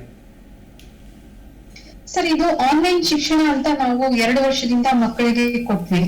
ಆದ್ರೆ ಅದು ಎಷ್ಟು ಮಟ್ಟಿಗೆ ಅದು ಪ್ರಭಾವಶಾಲಿ ಆಯ್ತು ಅನ್ನೋದು ಪೋಷಕರಿಗೆ ಮತ್ತು ಮಕ್ಕಳಿಗೆ ಮಾತ್ರ ಗೊತ್ತಿದೆ. ಯಾಕಂದ್ರೆ ಎಲ್ಲಾ ಮಕ್ಕಳಿಗೂ ಅಂದ್ರೆ ನಾವು ಜನರಲ್ ಆಗಿ ಹೇಳ್ಬೇಕಂದ್ರೆ ರಾಜ್ಯದ ಎಲ್ಲಾ ಮಕ್ಕಳಿಗೂ ಆನ್ಲೈನ್ ಶಿಕ್ಷಣ ಈ ಸೌಲಭ್ಯ ಖಂಡಿತ ಸಿಕ್ಕಿಲ್ಲ. ಹಳ್ಳಿಗಾಡ್ ಕಡೆ ಮತ್ತೆ ಇದು ಬಾರ್ಡರ್ ಇರೋ ಕಡೆ ಇಂಥದ್ದೆಲ್ಲ ಖಂಡಿತವಾಗಿ ಸಿಕ್ಕಿಲ್ಲ ಸರ್. ಈಗ ನಾವು ನಗರ ಪ್ರದೇಶದಲ್ಲಿ ಇದೀವಿ, ಬೆಂಗಳೂರು ಅಂತ ಒಂದು ಮಹಾನಗರದಲ್ಲಿ ಇದೀವಿ. ಇಲ್ಲೂ ಸಹ ನಮ್ಗೆ ನೆಟ್ವರ್ಕ್ ಪ್ರಾಬ್ಲಮ್ ಆಗ್ತಿತ್ತು, ಕರೆಂಟ್ ಹೋಗ್ತಾ ಇತ್ತು. ಈ ಮಳೆಗಾಲದಲ್ಲಾಗ್ಲಿ ಅಥವಾ ಬೇರೆ ಟೈಮಲ್ಲಾಗ್ಲಿ ತುಂಬಾ ಕರೆಂಟ್ ಪ್ರಾಬ್ಲಮ್ ಆಗ್ತಾ ಇತ್ತು. ಇಂತ ಇದ್ರಲ್ಲಿ ಮಕ್ಕಳು ಸಹಜವಾಗಿ ಆತಂಕಕ್ಕೆ ಒಳಗಾಗ್ತಾ ಇದ್ರು. ಕೆಲವೊಂದು ದಿನಗಳು ಅವ್ರು ಅಟೆಂಡ್ ಮಾಡಕ್ ಆಗ್ತಿರ್ಲಿಲ್ಲ. ಬೇರೆ ಕಡೆಯಿಂದ ನೋಟ್ಸ್ ತರ್ಸ್ಕೊಳ್ಳೋದು, ಮತ್ತೆ ಅವರ ಒಂದು ಸಹಪಾಠಿಗಳ ಜೊತೆ ಇದ್ ಮಾಡ್ಕೊಂಡು ಡಿಸ್ಕಸ್ ಮಾಡಿ ತಿಳ್ಕೊಂಡಿರೋದು, ಇದೆಲ್ಲ ಬಹಳಷ್ಟು ಈ ಒಂದು 2 ವರ್ಷದಲ್ಲಿ ಆಗಿದೆ. ಮತ್ತೆ ಈ ವರ್ಷ ಹೇಳ್ಬೇಕು ಅಂದ್ರೆ ಈ ಒಂದು ಹೋದ ವರ್ಷಕ್ಕಿಂತ ಸ್ವಲ್ಪ ಬೆಟರ್ ಅಂತ ಹೇಳ್ಬೋದು. ಮತ್ತೆ 10th ಸ್ಟ್ಯಾಂಡರ್ಡ್ ಮಕ್ಕಳಿಗೆ ಇದು ಶಾಲಾ ಕಡೆಯಿಂದ ಸ್ವಲ್ಪ ಮಟ್ಟಿಗೆ ಅಂದ್ರೆ ಒಂದು ರೀತಿಯಲ್ಲಿ ಒಂದು ಸಪೋರ್ಟಿವ್ ವಾತಾವರಣ ಅಂತೂ ಸಿಕ್ಕಿದೆ. ಅಂದ್ರೆ ಡಿಸ್ಕಷನ್ಸ್ಗಾಗ್ಲಿ ಮತ್ತೆ ಅವರ ಒಂದು ಡೌಟ್ಸ್ಗೆ ಏನದು ಸ್ಪಂದಿಸೋದಾಗ್ಲಿ ಅದಂತೂ ಸಿಕ್ಕಿದೆ. ಆದ್ರೆ ಇದು ರಾಜ್ಯದ ಎಲ್ಲಾ ಮಕ್ಕಳಿಗೂ ಸಿಕ್ಕಿಲ್ಲ ಅಂತಾನೆ ಹೇಳ್ಬೋದು ಸರ್. ಸರ್ಕಾರಿ ಶಾಲೆಯಲ್ಲಿ ಓದ್ತಿರೋರು ಆಗಿರ್ಬೋದು, ಇಂಥವ್ರಿಗೆ ಆ ಸೌಲಭ್ಯ ಖಂಡಿತವಾಗ್ಲೂ ಸಿಕ್ಕಿಲ್ಲ. ಯಾಕಂದ್ರೆ ನಾನು ಖುದ್ದು ನಾನು ನೋಡಿದ್ದೇನೆ ಮತ್ತೆ ಕೇಳಿದ್ದೇನೆ. ಇದು ಆನ್ಲೈನ್ ಶಿಕ್ಷಣ ಅನ್ನೋದು ಒನ್ ವೇ ಶಿಕ್ಷಣ ಆಗ್ಬಿಡುತ್ತೆ. ಈಗ ಮಕ್ಕಳು ಎಷ್ಟು ಮಟ್ಟಿಗೆ ಅವರು ಶಿಕ್ಷಕರು ಹೇಳಿದನ್ನ ತಲೆಗೆ ಹಾಕೊಂಡಿದ್ದಾರೆ ಅನ್ನೋದನ್ನ ನೀವು ಹೇಗೆ ವ್ಯಾಲ್ಯೂಟ್ ಮಾಡಕ್ಕಾಗತ್ತೆ? ಅವ್ರು ಹೌದು ಇವತ್ತು ಮತ್ತೆ ಸುಮಾರು ಕಡೆ ಕರೆಕ್ಷನ್ಸ್ ಅನ್ನೋದು ಸರಿಯಾದ ರೀತಿಯಲ್ಲಿ ಆಗ್ಲಿಲ್ಲ. ಆದ್ರೂ ಆ ರೀತಿ ಈಗ ಹೋದ ವರ್ಷಕ್ಕೆ ನಾವು ಕಂಪೇರ್ ಮಾಡಿದ್ರೆ ಈ ವರ್ಷ ಸಾಕಷ್ಟು ಬದಲಾವಣೆಗಳಾಗಿದೆ. ಮತ್ತು ಸಹಜವಾಗಿ ಶಿಕ್ಷಕರು ಮತ್ತೆ ಅವರ ಟೀಮ್ ತುಂಬಾ ಚೆನ್ನಾಗಿ ಸ್ಪಂದನೆ ಕೊಟ್ಟಿದ್ದಾರೆ. ಆದ್ರೂ ಕೆಲವೊಂದು ಸೌಲಭ್ಯಗಳ ಕೊರತೆಯ ಕಾರಣವಾಗಿ ಅಷ್ಟು ಸರಿಯಾದ ರೀತಿಯಲ್ಲಿ 100% ಅಂತ ಹೇಳೋದಕ್ಕೆ ಸಾಧ್ಯವೇ ಇಲ್ಲ. ಯಾಕಂದ್ರೆ ಮಕ್ಕಳು ಈ ವಿಷಯದಲ್ಲಿ ವಂಚಿತರಾಗಿದ್ದಾರೆ. ಆಫ್ಲೈನ್ ಶಿಕ್ಷಣವೇ ಬೇರೆ, ಆನ್ಲೈನ್ ಶಿಕ್ಷಣವೇ ಬೇರೆ ಸರ್. ಆಫ್ಲೈನ್ ಅಲ್ಲಿ ಕೊಟ್ಟಷ್ಟು ಪ್ರಭಾವಶಾಲಿಯಾಗಿ ಆನ್ಲೈನ್ ಶಿಕ್ಷಣ ಕೊಡೋದಕ್ಕೆ ಸಾಧ್ಯವೇ ಇಲ್ಲ. ಆದ್ರೆ ನಾವು ಈ ಒಂದು ಮಹಾಮಾರಿಯಿಂದಾಗಿ ನಾವ್ ಎಲ್ಲದಕ್ಕೂ ಅಡ್ಜಸ್ಟ್ ಆಗ್ಬೇಕು, ಅಡ್ಜಸ್ಟ್ ಆಗಿದೀವಿ. ಬಟ್ ಅದೇ ಸರ್, ಈ ವರ್ಷ ಯಾವ ರೀತಿ ಮಕ್ಕಳು ಎಲ್ಲಾ ಇದಕ್ಕೂ ಸ್ಪಂದಿಸ್ತಾರೆ ಅಂತ ನೋಡ್ಬೇಕಾಗಿದೆ. ಅಂದ್ರೆ ಈ ಒಂದು ಪರೀಕ್ಷೆಯ ಮುಖಾಂತರ ಅವರು ಎಷ್ಟು ಮಟ್ಟಿಗೆ ಅವರು ಶಿಕ್ಷಣವನ್ನು ಸರಿಯಾದ ರೀತಿಯಲ್ಲಿ ತಗೊಂಡಿದ್ದಾರೆ ಅನ್ನೋದು ನಾವು ಸಹ ಕಾದ್ ನೋಡ್ಬೇಕಾಗಿದೆ. ಬಟ್ ನಾವ್ ಅನ್ಕೊಳ್ಳೋದು ಸರ್, ಆನ್ಲೈನ್ ಮತ್ತೆ ಆಫ್ಲೈನ್ಗೆ ನಾವು ಕಂಪೇರ್ ಮಾಡಕ್ಕೆ ಆಗೋದೇ ಇಲ್ಲ. ಆಫ್ಲೈನ್ ಇಂದನೇ ಮಕ್ಕಳು ಚೆನ್ನಾಗಿ ಅವರು ಏನೇನು ಸರಿಯಾದ ರೀತಿಯಲ್ಲಿ ಶಿಕ್ಷಣ ಪಡೀಲಿಕ್ಕೆ ಸಾಧ್ಯ ಅಂತಾನೆ ಹೇಳ್ಬಹುದು. S, okay. ಸುಪ್ರೀತ್ ಸರ್, ಈಗ ಪ್ರತಿ ಬಾರಿ ವಿದ್ಯಾರ್ಥಿಗಳಿಗೆ ಈ ಒಂದು ಫೇವರ್ ಅಥವಾ ಈ ಒಂದು ಲೀನಿಯನ್ಸ್ ಸಿಗಬೇಕು ಅಂತ ಯಾರು ಎಕ್ಸ್ಪೆಕ್ಟ್ ಮಾಡಲ್ಲ, ಅದು ತಪ್ಪೆ. ಈಗ ಪ್ರಶ್ನೆ ಪತ್ರಿಕೆ ವಿಚಾರವಾಗಿರಬಹುದು ಅಥವಾ ಸಿಲೆಬಸ್ ವಿಚಾರವಾಗಿರಬಹುದು. ಬಟ್ ಸ್ಟಿಲ್ ಈಗ ನಾವಿರುವಂತಹ ಪರಿಸ್ಥಿತಿ ಬೇರೆ. ಈಗ ವಾಣಿಯವರು ಹೇಳ್ತಿದ್ದಾಗ ಇಷ್ಟೆಲ್ಲ ಸಮಸ್ಯೆಗಳು ಕೇವಲ ನಗರ ಭಾಗದ ವಿದ್ಯಾರ್ಥಿಗಳನ್ನು ಗಮನದಲ್ಲಿ ಇಟ್ಕೊಂಡು ಕೂಡ ನಾವು ಮಾತಾಡ್ಲಿಕ್ಕೆ ಸಾಧ್ಯ. ಸೊ ಇಂಥ ಪರಿಸ್ಥಿತಿ ಇರುವಾಗ ಈಗ ಪೇಪರ್ ಈಸಿ ಇರುತ್ತೆ ಅಂತ ಸರ್ಕಾರ ಏನ್ ತಿಳಿಸ್ಕೊಟ್ಟಿದೆ, ಅಥವಾ ಸಿಲೆಬಸ್ ವಿಚಾರವಾಗಿ ಎಷ್ಟು ಕವರ್ ಆಗಿದೆ ಅಥವಾ ಕವರ್ ಆಗಿಲ್ಲ ಅನ್ನುವಂಥ ವಿಚಾರಗಳು ಎಷ್ಟೋ ಕಡೆಗಳಲ್ಲಿ ಶಿಕ್ಷಕರಿಲ್ಲದೆ ಪಾಪ ವಿದ್ಯಾರ್ಥಿಗಳು ಅವರಿಗೆ ಎಷ್ಟು ಅರ್ಥ ಆದ ಗ್ರಹಿಸ್ಕೊಂಡು ಕಲ್ತಿರ್ತಾರೆ. ಏನ್ ನಿರೀಕ್ಷೆ ಇಟ್ಕೊಂಡು ಬರಬೇಕು ಅಂತ ಆತಂಕದಲ್ಲಿರುವಂತಹ ವಿದ್ಯಾರ್ಥಿಗಳು ಈ ಬಾರಿ ಎಕ್ಸಾಮ್ ಹಾಲ್ಗಳಿಗೆ ಈ ಸರ್ತಿ ಮಕ್ಕಳಲ್ಲಿ ಏನು ಈಗ ಎಂ ಸಿ ಕ್ಯೂ ಸಂಬಂಧಪಟ್ಟಂಗೆ ಏನು ಕ್ವಶನ್ ಪೇಪರ್ ಮಾಡ್ತಾ ಇದ್ದಾರೆ, ಮಲ್ಟಿಪಲ್ ಚಾಯ್ಸ್ ಕ್ವಶನ್ಸ್, ಇದನ್ನ ಯಾಕೆ ತಗೊಂಡು ಬಂದ್ರು ಅಂತಂದ್ರೆ ಶಿಕ್ಷಣ ಇಲಾಖೆಯಲ್ಲಿ ಅದನ್ನ ರಿಸರ್ಚ್ ಮಾಡಲಿಕ್ಕೆ ಅಂತಾನೆ ಒಂದಷ್ಟು ಕಮಿಟಿಯನ್ನ ಫಾರಂ ಮಾಡಿದ್ರು. ಆ ಕಮಿಟಿ ಫಾರಂ ಮಾಡಿದಾಗ ಅಲ್ಲಿ ಬಂದಂತ ಔಟ್ಪುಟ್ ಏನಪ್ಪಾ ಅಂತಂದ್ರೆ, ಈಗ CBSE ಪರೀಕ್ಷೆಗಳಿರ್ಬೋದು ಅಥವಾ ICSE ಪರೀಕ್ಷೆಗಳಿರ್ಬೋದು, ಅಲ್ಲಿ subjective type and objective type ಅಂತ ಹೇಳಿ ಎರಡು ರೀತಿಯಲ್ಲಿ ಕ್ವಶನ್ ಪೇಪರ್ಸ್ ಸೆಟ್ ಆಗುತ್ತೆ. ನಮ್ಮಲ್ಲಿ ಏನು ಈ ಸಬ್ಜೆಕ್ಟಿವ್ ಟೈಪ್ ಆಫ್ ಥಿಯರಿಟಿಕಲ್ ಪೇಪರ್ಸೇ ನಮ್ಮಲ್ಲಿ ಜಾಸ್ತಿ ಇತ್ತು. ಈ ವರ್ಷ ಆ ಮಕ್ಕಳಿಗೆ ಆಬ್ಜೆಕ್ಟಿವ್ ಟೈಪ್ ಆಫ್ ಕ್ವಶನ್ಸ್ ಅಂದ್ರೆ ಮಲ್ಟಿಪಲ್ ಚಾಯ್ಸ್ ಕ್ವಶನ್ಸ್ ಅನ್ನ ಮಾಡೋದ್ರಿಂದ ಗ್ರಾಮಾಂತರ ಪ್ರದೇಶದ ವಿದ್ಯಾರ್ಥಿಗಳಿಗೂ ಕೂಡ ಅನುಕೂಲ ಆಗುತ್ತೆ ಅನ್ನೋ ರೀತಿಯಲ್ಲಿ ಇವತ್ತಿನ ದಿವಸ MCQ ಕ್ವಶನ್ ಪೇಪರ್ಸ್ ಅನ್ನ ಮಾಡಿರೋದು. ಆ ಆಧಾರದ ಮೇಲೆನೆ ಶಿಕ್ಷಣ ಸಚಿವರು ಕೂಡ ಈ ರೀತಿ ಇವತ್ತಿನ ದಿವಸ question papers will be a direct question paper. So ಹಾಗಾಗಿ ಮಕ್ಕಳೆಲ್ಲರೂ ಉತ್ತೀರ್ಣರಾಗೋದ್ರಲ್ಲಿ ಯಾವ ಸಂದೇಹ ಇಲ್ಲ ಅಂತ ಹೇಳಿ ಒಂದಷ್ಟು ಜನ ಶಿಕ್ಷಣ ತಜ್ಞರ ಏನು ಕಮಿಟಿ ಫಾರಂ ಮಾಡ್ಕೊಂಡಿದ್ರು, ಆ ಕಮಿಟಿ ಮುಖಾಂತರ ಒಂದು ಔಟ್ಪುಟ್ ಎಲ್ಲ ತಗೊಂಡು ತದನಂತರವೇ ಆ ಕ್ವಶನ್ ಪೇಪರ್ಸ್ಗೆ ಶಿಕ್ಷಣ ಇಲಾಖೆ ಮುಖಾಂತರ ಮಾಡಿಸಿರ್ತಾರೆ. ಇದೆಲ್ಲದ್ರ ಜೊತೆಗೆ ಗ್ರಾಮಾಂತರ ಪ್ರದೇಶದಲ್ಲಿ ಈ ಸರ್ತಿ ಈ ಆನ್ಲೈನ್ ಶಿಕ್ಷಣಗಳು ಏನಿತ್ತಲ್ಲ, ಆನ್ಲೈನ್ ಶಿಕ್ಷಣ ಈ ವರ್ಷ ಬಹುತೇಕ ಶಿಕ್ಷಣ ಸಂಸ್ಥೆಗಳು ನಗರ ಪ್ರದೇಶದಲ್ಲಷ್ಟೇ ಆನ್ಲೈನ್ ತರಗತಿಗಳಿಗೆ ಅವಕಾಶ ಕೊಟ್ಟಿದ್ರೆ ಹೊರತು ಸರ್ಕಾರಿ ಶಾಲೆಗಳಲ್ಲಿ ಎಲ್ಲರೂ ಕೂಡ ಅಫ್ಕೋರ್ಸ್ ಅಟೆಂಡೆನ್ಸ್ ನ ಕಂಪಲ್ಸರಿ ಮಾಡದೇ ಇದ್ರು ಆಫ್ಲೈನ್ ತರಗತಿಗಳನ್ನ ಈ ವರ್ಷ ಕಳೆದ 2 ವರ್ಷಕ್ಕಿಂತ, ಅದರಲ್ಲೂ ಹೋದ ವರ್ಷಕ್ಕಿಂತ ಈ ವರ್ಷ, ಹೋದ ವರ್ಷ ಆದ್ರೆ ಈ ವಿದ್ಯಾಗಮ ಅದು ಇದು ಯಾವುದೋ ಒಂದಷ್ಟು ಸ್ಕೀಮ್ಗಳೆಲ್ಲ ಬಂದಿತ್ತು. ಈ ವರ್ಷ ರೆಗ್ಯುಲರ್ ಆಫ್ಲೈನ್ ಕ್ಲಾಸಸ್ ಅನ್ನ ಸರ್ಕಾರಿ ಶಾಲೆಗಳಲ್ಲೂ ಕೂಡ ಮಾಡಿದ್ದಾರೆ.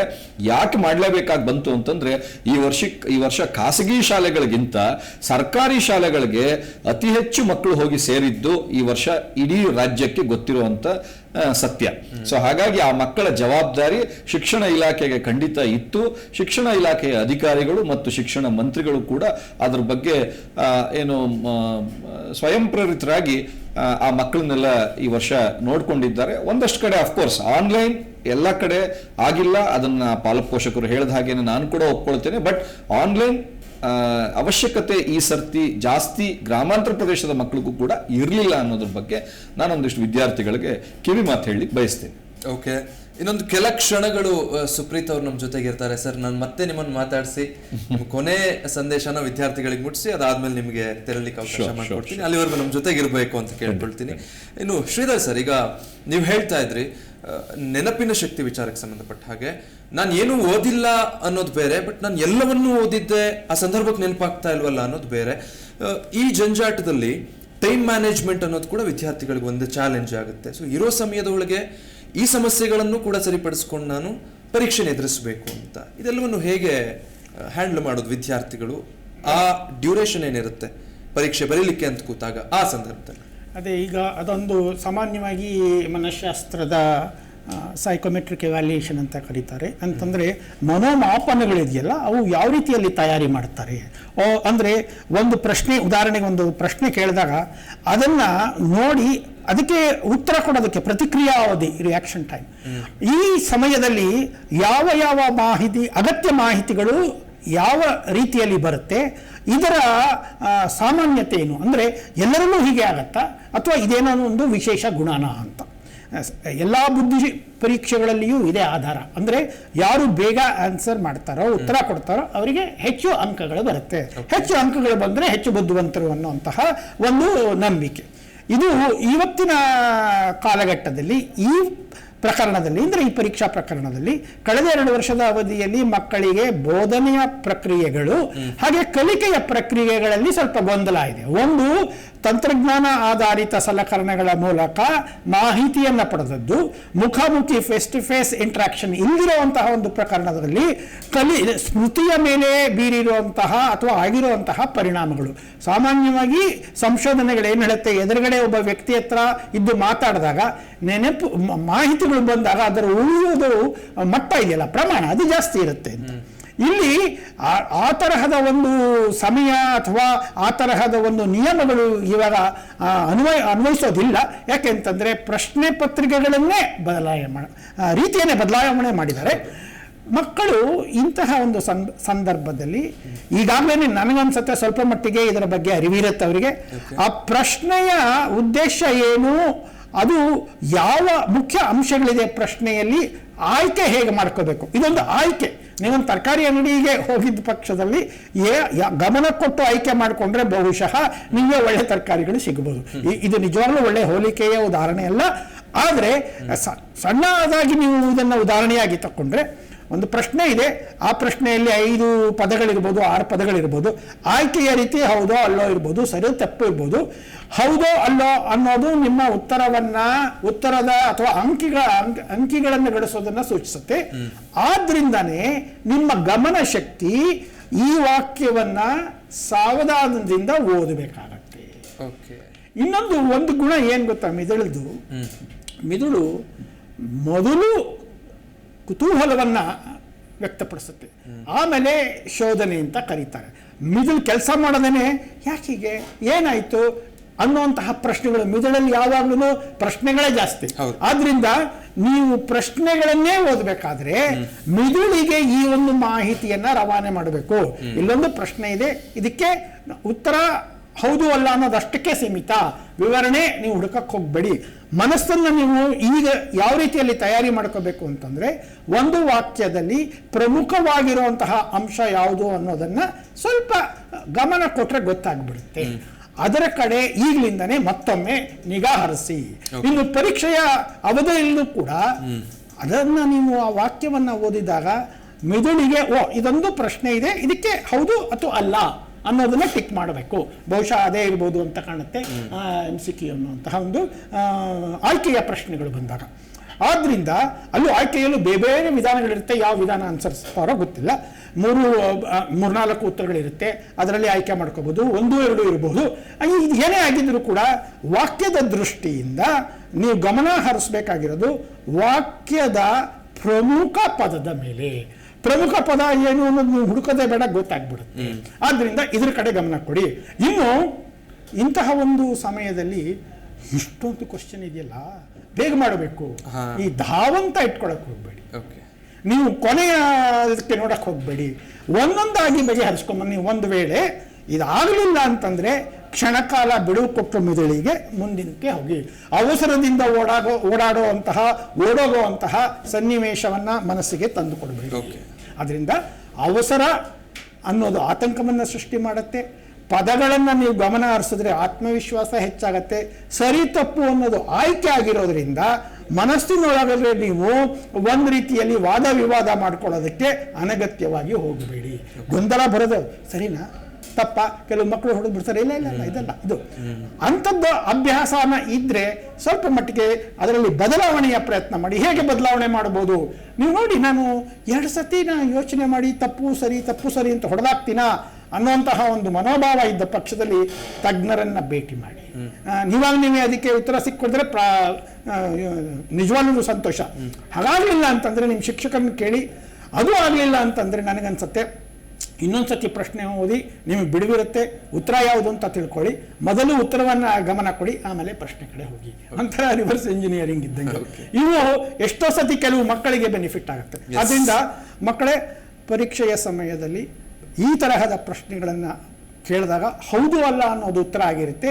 ಹೌದು ಅಲ್ಲ ಅನ್ನೋದಕ್ಕೆ ನೀವು ಹೆಚ್ಚು ಸಮಯ ಅನಗತ್ಯವಾಗಿ ಮನಸ್ಸಿನಲ್ಲಿ ಚರ್ಚೆಗೆ ಅವಕಾಶ ಮಾಡಿಕೊಡಬೇಡಿ. ನೀವು ಮಾಡಬೇಕಾಗಿರೋದು ಆಯ್ಕೆಗೆ ಬಹುಮುಖ್ಯವಾಗಿರುವಂತಹ ಪ್ರೇರಣೆ ಯಾವುದಪ್ಪ ಅಂತಂದ್ರೆ ಗಂಭೀರವಾಗಿರುವಂತಹ ಘನವಾಗಿರುವಂತಹ ಒಂದು ಪದ ಇರುತ್ತೆ, ಆ ಪದದ ಮೇಲೆ ಗಮನ ಕೊಡಿ. Okay, fine. ವಾಣಿಯವರೇ, ನಿಮ್ಮ ಹತ್ರ ಒಂದಿಷ್ಟು ಪ್ರಶ್ನೆಗಳಿದೆ ಬಂದೆ, ಆದ್ರೆ ಅದಕ್ಕೆ ಮುಂಚೆ ಸುಪ್ರೀತ್ ಅವರು ಹೊರಡಬೇಕಾಗಿರೋದ್ರಿಂದ ಅವರ ಒಂದು ಕೊನೆ ರಿಯಾಕ್ಷನ್ ತಗೊಂಡು ಅವರನ್ನ ಕಳಿಸ್ಕೊಳ್ಳೋಣ. ಸರ್, ಈಗ ಆಲ್ ದಿ ಬೆಸ್ಟ್ ಹೇಳ್ತಾ ವಿದ್ಯಾರ್ಥಿಗಳಿಗೆ, ಒಬ್ಬ ಶಿಕ್ಷಣ ತಜ್ಞರಾಗಿ ನಾಳೆ ಎಕ್ಸಾಮ್ ಬರೀಲಿಕ್ಕೆ ಹೋಗ್ತಾ ಇರೋ ವಿದ್ಯಾರ್ಥಿಗಳಿಗೆ ನಿಮ್ಮ ಕೊನೆ ಕಿವಿ ಮಾತು. ನಾನು ಆಗ್ಲೇ ಹೇಳಿದ ಹಾಗೆ ಧೈರ್ಯಂ ಸರ್ವತ್ರ ಲಕ್ಷಣಂ. ಧೈರ್ಯವಾಗಿ ಮನಸ್ಥಿತಿಯನ್ನ ಘನಾತ್ಮಕವಾಗಿ ಇಟ್ಕೊಂಡು ತಂದೆ ತಾಯಿಯ ಆಶೀರ್ವಾದ ಅಥವಾ ಗುರು ಹಿರಿಯರ ಆಶೀರ್ವಾದವನ್ನು ತಗೊಂಡು ಎಲ್ಲ ಮಕ್ಕಳು ನಾಳೆ ದಿವಸ ಎಕ್ಸಾಮಿನೇಷನ್ಗೆ ಹೋಗಿ ಅದ್ರ ಜೊತೆಗೆ ನಿಮ್ಮ ಜೊತೆಯಲ್ಲಿ ನಿಮ್ಮ ಪಾಲಕ ಪೋಷಕರು, ನಿಮ್ಮ ಗುರುಗಳು, ಸರ್ಕಾರ ಮತ್ತು ನಿಮ್ಮ ಶಿಕ್ಷಣ ಸಂಸ್ಥೆ ಎಲ್ಲರೂ ಕೂಡ ನಿಮ್ಮ ಜೊತೆ ಇರೋದ್ರಿಂದ ಯಾವ ಆತಂಕನೂ ಪಡೆದಿರ ನಾಳೆ ದಿವಸ ನೀವು ಧೈರ್ಯವಾಗಿ ಎಕ್ಸಾಮಿನೇಷನ್ ಬರೀರಿ. ಅತ್ಯುನ್ನತ ಸ್ಥಾನದಲ್ಲಿ ನೀವು ತೇರ್ಗಡೆ ಹೊಂದಿ ಈ ರಾಜ್ಯಕ್ಕೆ ಮತ್ತು ಈ ರಾಷ್ಟ್ರಕ್ಕೆ ಎಲ್ಲ ಮಕ್ಕಳು ಕೂಡ ಬಹುಶಃ ಈ ವರ್ಷ ನಾನು ಆಗ್ಲೇ ಹೇಳ್ದಂಗೆ ಅತಿ ಹೆಚ್ಚು ಅಂಕಗಳು ನಿರೀಕ್ಷಣೆಯಲ್ಲಿ ನಮ್ಮ ಶಿಕ್ಷಣ ಇಲಾಖೆ ಕೂಡ ಇರೋದ್ರಿಂದ ಖಂಡಿತ ಎಲ್ಲ ಮಕ್ಕಳಿಗೂ ಒಳ್ಳೇದಾಗ್ತದೆ. I wish you all the best of success ಅಂತ ಹೇಳಿ ನಾನು ಭಾವಿಸ್ತೇನೆ. Thank you sir. ವಿದ್ಯಾರ್ಥಿಗಳಿಗೆ ಒಂದೊಳ್ಳೆ ಮೆಸೇಜ್ ಕೊಟ್ಟಿದ್ದೀರಾ, ಧನ್ಯವಾದ. ಇಷ್ಟೊತ್ತು ನಮ್ಮ ಜೊತೆ ಚರ್ಚೆಯಲ್ಲಿ ಭಾಗಿಯಾಗಿ ವಿದ್ಯಾರ್ಥಿಗಳಿಗೆ ಸಾಕಷ್ಟು ಉಪಯೋಗ ಆಗುವಂತಹ ವಿಚಾರಗಳು ನಿಮ್ಮಿಂದ ವಿದ್ಯಾರ್ಥಿಗಳಿಗೆ ಮುಟ್ಟಿದೆ ಅಂತ ಭಾವಿಸ್ತೀವಿ. ಧನ್ಯವಾದ ಸರ್. Thank you. ಸೊ ಇನ್ನು ವಾಣಿ ಅವರೇ, ಈಗ ಪ್ರತಿ ಬಾರಿ ನಾವು ಶಾಲೆಗಳಲ್ಲಿ ನೋಡ್ತಾ ಇದ್ವಿ, ಸಾಕಷ್ಟು ಎಕ್ಸಾಮ್ ಕಂಡಕ್ಟ್ ಮಾಡ್ತಾ ಇದ್ರು, ವಿದ್ಯಾರ್ಥಿಗಳಿಗೆ ಪದೇ ಪದೇ ಪರೀಕ್ಷೆಗಳನ್ನ ಬರ್ಸೋದ್ರ ಮೂಲಕ ಈ ಒಂದು ಪರೀಕ್ಷೆಗೆ ತಯಾರು ಮಾಡ್ತಾ ಇದ್ರು. ಬಟ್ ಈ ಬಾರಿ ಅದು ಸಾಧ್ಯ ಆಗಿಲ್ಲ ಅಂತ ಭಾವಿಸ್ಕೊಳ್ಬೇಕು ನಾವು ಬಹುತೇಕ ಕಡೆ. ಸೊ ವಿದ್ಯಾರ್ಥಿಗಳು ಒಂದಷ್ಟು ಕ್ವಶನ್ ಪೇಪರ್ಗಳನ್ನ ಸಾಲ್ವ್ ಮಾಡ್ಕೊಳ್ಳೋದು ಇದೆಲ್ಲ ಇದ್ದಿದ್ದೆ. ಬಟ್ ಅದರ ಜೊತೆಗೆ ಶಾಲೆಗಳಲ್ಲಿ ಅತಿ ಹೆಚ್ಚು ಪರೀಕ್ಷೆಗಳು ಈ ತಯಾರಿ ನಿಟ್ಟಿನಲ್ಲಿ ಆಗ್ತಾ ಇತ್ತು. ಈ ಬಾರಿ ಅದರಿಂದ ವಂಚಿತರಾದ್ರ ಮಕ್ಕಳು ಅಂತ. ಖಂಡಿತ ಸರ್, ಖಂಡಿತ. ನಾನು ಮೊದ್ಲೇ ಹೇಳ್ದಂಗೆ ಆನ್ಲೈನ್ ಮತ್ತೆ ಆಫ್ಲೈನ್ಗೆ ಬಹಳಷ್ಟು ವ್ಯತ್ಯಾಸ ಇದೆ. ಮತ್ತೆ ಇನ್ನೊಂದು ಪ್ರಮುಖವಾದ ಅಂಶ ಅಂದ್ರೆ ಸ್ಪೀಡ್. ಈಗ ಮೊದ್ಲೆಲ್ಲ ಏನದು ಶಾಲೆಯಲ್ಲಿ ಒಳಗೆ ಕೂತ್ಕೊಂಡು ಇವರು ಟೀಚರ್ ಏನ್ ಹೇಳಿದ್ರು ಅದನ್ನೆಲ್ಲ ನೋಟ್ ಮಾಡ್ಕೋತಾ ಇದ್ರು, ಬರೀತಾ ಇದ್ರು. ಈಗ ಈ ಒಂದು ಅಭ್ಯಾಸ ಅಂದ್ರೆ ಕೈಯಲ್ಲಿ ಹೇಳಿದ ತಕ್ಷಣ ಬರ್ಕೊಳ್ಳೋ ಒಂದು ನೋಟ್ಸ್ ಬರ್ಕೊಳ್ಳೋ ಪ್ರವೃತ್ತಿ ಈಗ ಆಫ್ಲೈನ್ ಬಂದ್ಮೇಲೆ ಅದು ಕಡಿಮೆ ಆಯ್ತು ಅಂತಾನೆ ಹೇಳ್ಬೇಕು. ಈಗ ಈಗ ಈಗ ಈ ವರ್ಷದಲ್ಲಿ ಅವ್ರಿಗೆ ಕಾಡ್ತಾ ಇರೋ ಇನ್ನೊಂದು ಗೊಂದಲ ಅಂದ್ರೆ, ಈಗ ನಾವು ಕೊಟ್ಟ ಕಾಲಾವಕಾಶದಲ್ಲಿ ಒಂದು ನಿರ್ದಿಷ್ಟವಾದ ಒಂದು ಸಮಯದಲ್ಲಿ ನಾವು ಅಷ್ಟನ್ನು ಬರೆಯೋದಕ್ಕೆ ಸಾಧ್ಯನಾ ಅಂತ ತುಂಬಾ ಜನ ಮಕ್ಕಳು ಯೋಚನೆ ಮಾಡ್ತಿದ್ದಾರೆ. ಯಾಕಂದ್ರೆ ಸ್ಪೀಡ್ ಈಗ ಒಂದು ಪ್ರಮುಖ ಅಂಶನೇ ಅಂತಾನೆ ಅನ್ಕೋಬಹುದು. ಯಾಕಂದ್ರೆ ಸ್ಕೂಲಲ್ಲಿ ಕೂತ್ಕೊಂಡು ಟೀಚರ್ ಹೇಳ್ದಾಗ ಬರ್ಕೊಂಡು ಅದೆಲ್ಲ ಒಂದು ಅಭ್ಯಾಸ ಆಗಿರುತ್ತೆ. ಈ ಅಭ್ಯಾಸ ಈ ವರ್ಷದಲ್ಲಿ ಅದು ಸಾಧ್ಯ ಆಗಿಲ್ಲ ಮಕ್ಕಳಿಗೆ. ಇಲ್ಲಿ ನಾವು ಏನ್ ತಿಳ್ಕೊಬಹುದು ಅಂದ್ರೆ, ಈಗ ನಾವು ಯೋಚನೆ ಮಾಡೋ ಒಂದು ಸ್ಪೀಡ್ ಇದೆಯಲ್ಲ ಅದು ಬಹಳಷ್ಟು ವೇಗವಾಗಿರುತ್ತೆ. ಅದೇ ಕೈಯಲ್ಲಿ ಬಂದಾಗ ಅದನ್ನ ನಾವು ತಲೆಯಲ್ಲಿ ಏನಿದೆಯೋ ಅದನ್ನ ಕೈಯಲ್ಲಿ ಬರಿಬೇಕಾದಾಗ ಅದು ಗೊಂದಲ ಸ್ಟಾರ್ಟ್ ಆಗುತ್ತೆ. ಗೊಂದಲ ಅಂದಾಗ ಏನದು ಅಷ್ಟು ತಲೆಯಲ್ಲಿ ಏನಿದೆಯೋ ಅದನ್ನ ಕೈಯಲ್ಲಿ ಬರೆಯೋದಿದೆಯಲ್ಲ ಅದು ನಿಜವಾಗ್ಲೂ ಅದೊಂದು ಕೇಪಬಿಲಿಟಿ ಅಂತಾನೆ ಹೇಳ್ಬೇಕು. ಈಗ ಆ ಅಭ್ಯಾಸದ ಒಂದು ಸಮಸ್ಯೆ ಖಂಡಿತವಾಗ್ಲೂ ಎದುರಾಗಿದೆ ಕೆಲ ಮಕ್ಕಳಿಗೆ. ಓಕೆ, ಬಟ್ ಇವಾಗ ಇದನ್ನ ಹೇಗೆ ಸರಿಪಡಿಸ್ಕೊಳ್ಳಿಕ್ ಸಾಧ್ಯ ಅಂತ? ಪದೇ ಪದೇ ಪರೀಕ್ಷೆಗಳನ್ನ ಬರೆದಿದ್ದ ಮಾತ್ರಕ್ಕೆ ಅದರಿಂದ ನಮಗೆ ನಷ್ಟ ಆಗುತ್ತೆ ಅಂತ ವಿದ್ಯಾರ್ಥಿಗಳು ಭಾವಿಸ್ಕೊಳ್ಳೋದು ಬೇಡ. ಇದನ್ನೆಲ್ಲ ಗಮನದಲ್ಲಿ ಇಟ್ಕೊಂಡೆ ಬಹುಶಃ ಪ್ರಶ್ನೆ ಪತ್ರಿಕೆ ತಯಾರಾಗಿರುತ್ತೆ ಅಂದ್ಕೊಳ್ಳೋಣ ಅಲ್ವಾ? ಈ MCQ ಅಂತ ಹೇಳ್ತಾರೆ ಸರ್, ಅದು ಅಂದ್ರೆ 100 ಮಾರ್ಕ್ಸ್ಗೂ ಎಲ್ಲವೂ ಅದೇ ಕ್ವಶನ್ಸ್ ಇರೋದಿಲ್ಲ. ಬಟ್ ನಾವು ಇಂಥ ಒಂದು ಅಂಶಗಳಿಗೆ ನಾವು ಮಕ್ಕಳಲ್ಲಿ ಮಾನಸಿಕವಾಗಿ ನಾವು ಒಂದು ಧೈರ್ಯ ಹೇಳ್ಬೇಕು, ಒಂದು ಕಾನ್ಫಿಡೆನ್ಸ್ ನ ನಾವು ಅವ್ರಿಗೆ ಇನ್ಸ್ಟಿಲ್ ಮಾಡ್ಬೇಕು. ಇದನ್ನು ನಾವು ಎಲ್ಲಾ ಪೋಷಕರು ಮಾಡ್ತಾನೆ ಇದೀವಿ ನಾವು.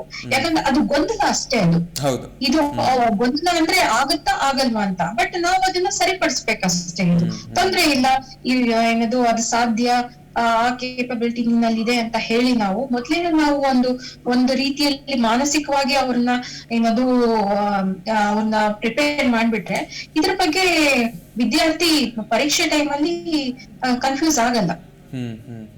ಓಕೆ ಮೇಡಮ್, ಮತ್ತೆ ಮಾತಾಡ್ತೀನಿ. ಏನು ಸರ್, ಶ್ರೀಧರ್ ಸರ್, ಈಗ ಪರೀಕ್ಷೆಯಲ್ಲಿ ಪ್ರಶ್ನೆ ಪತ್ರಿಕೆಯಲ್ಲಿ 2 ಭಾಗ ಇರುತ್ತೆ, ಮಲ್ಟಿಪಲ್ ಚಾಯ್ಸ್ ಕ್ವಶನ್ಗಳು, ಮತ್ತೊಂದು ಕಡೆ ಬರವಣಿಗೆ ಭಾಗ. ಸೊ ಒಂದೊಂದು ವಿದ್ಯಾರ್ಥಿಗಳು ಒಂದೊಂದು ಮೆಥಡ್ ಅನ್ನ ಇಟ್ಕೊಂಡಿರ್ತಾರೆ ಅವ್ರ ರೀತಿಯಲ್ಲಿ ಪರೀಕ್ಷೆಯನ್ನು ಬರೆಯೋಕೆ. ಕೆಲವೊಬ್ರು ಮೊದಲಿಗೆ ನಾನು ಬರವಣಿಗೆ ಭಾಗ ಏನಿದೆ ಅದನ್ನು ಮುಗಿಸ್ಬಿಡ್ತೀನಿ ಅಂತ ಆಯ್ಕೆ ಮಾಡ್ಕೊಳ್ತಾರೆ. ಮತ್ತೆ ಕೆಲವರು ಇಲ್ಲ, ಮೊದಲಿಗೆ ಬಹು ಆಯ್ಕೆ ಪ್ರಶ್ನೆಗಳನ್ನು ಮುಗಿಸ್ಬಿಡೋಣ. ಮತ್ತೆ ಕೆಲವರಿಗೆ ಯಾವ್ದನ್ನು ಮೊದಲು ಮಾಡೋದು, ಇಂಥ ಗೊಂದಲಗಳಿರುತ್ತೆ. ಸೊ ಅವ್ರವ್ರ ವಿಧಾನಗಳನ್ನು ಆಯ್ಕೆ ಮಾಡ್ಕೊಳ್ಳೋದು ಹೇಗೆ?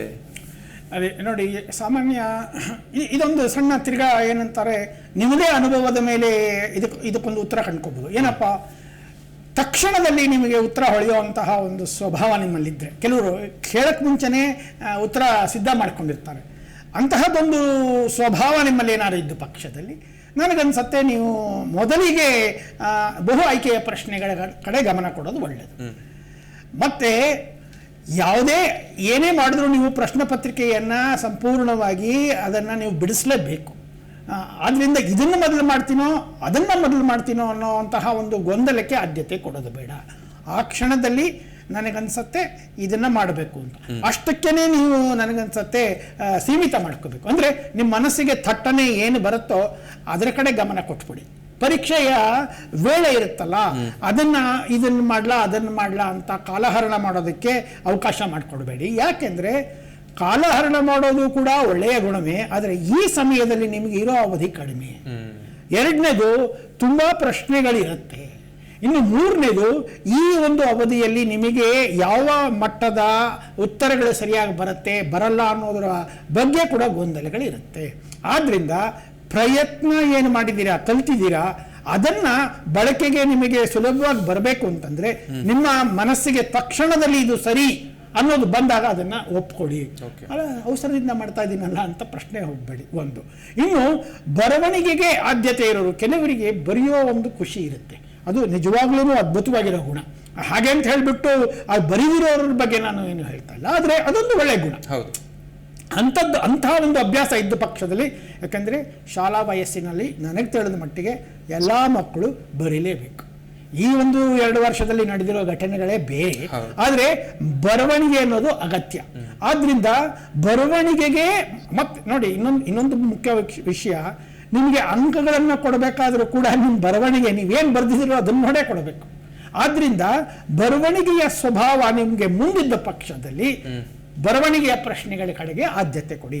ಇನ್ನು ಶಿಸ್ತಿನ ಮಕ್ಕಳಿರ್ತಾರೆ, ಇದು ಮೊದಲು, ಇದು 2ನೇ ಪ್ರಶ್ನೆ. ಆ ತರಹದ ಒಂದು ಅಭ್ಯಾಸ ಇದ್ದವರು ಕೂಡ ನನಗನ್ಸತ್ತೆ ಅದೇ ಉತ್ತಮ ಅಂತ ಹೇಳಿದ್ರು ಕೂಡ ಈ ಒಂದು ಕಾಲಘಟ್ಟದಲ್ಲಿ, ಈ ಸಮಯದಲ್ಲಿ ಒಂದು ಶಿಸ್ತಿನಿಂದ ಅದು ಮಾಡೋದೇ ಒಳ್ಳೆಯದು.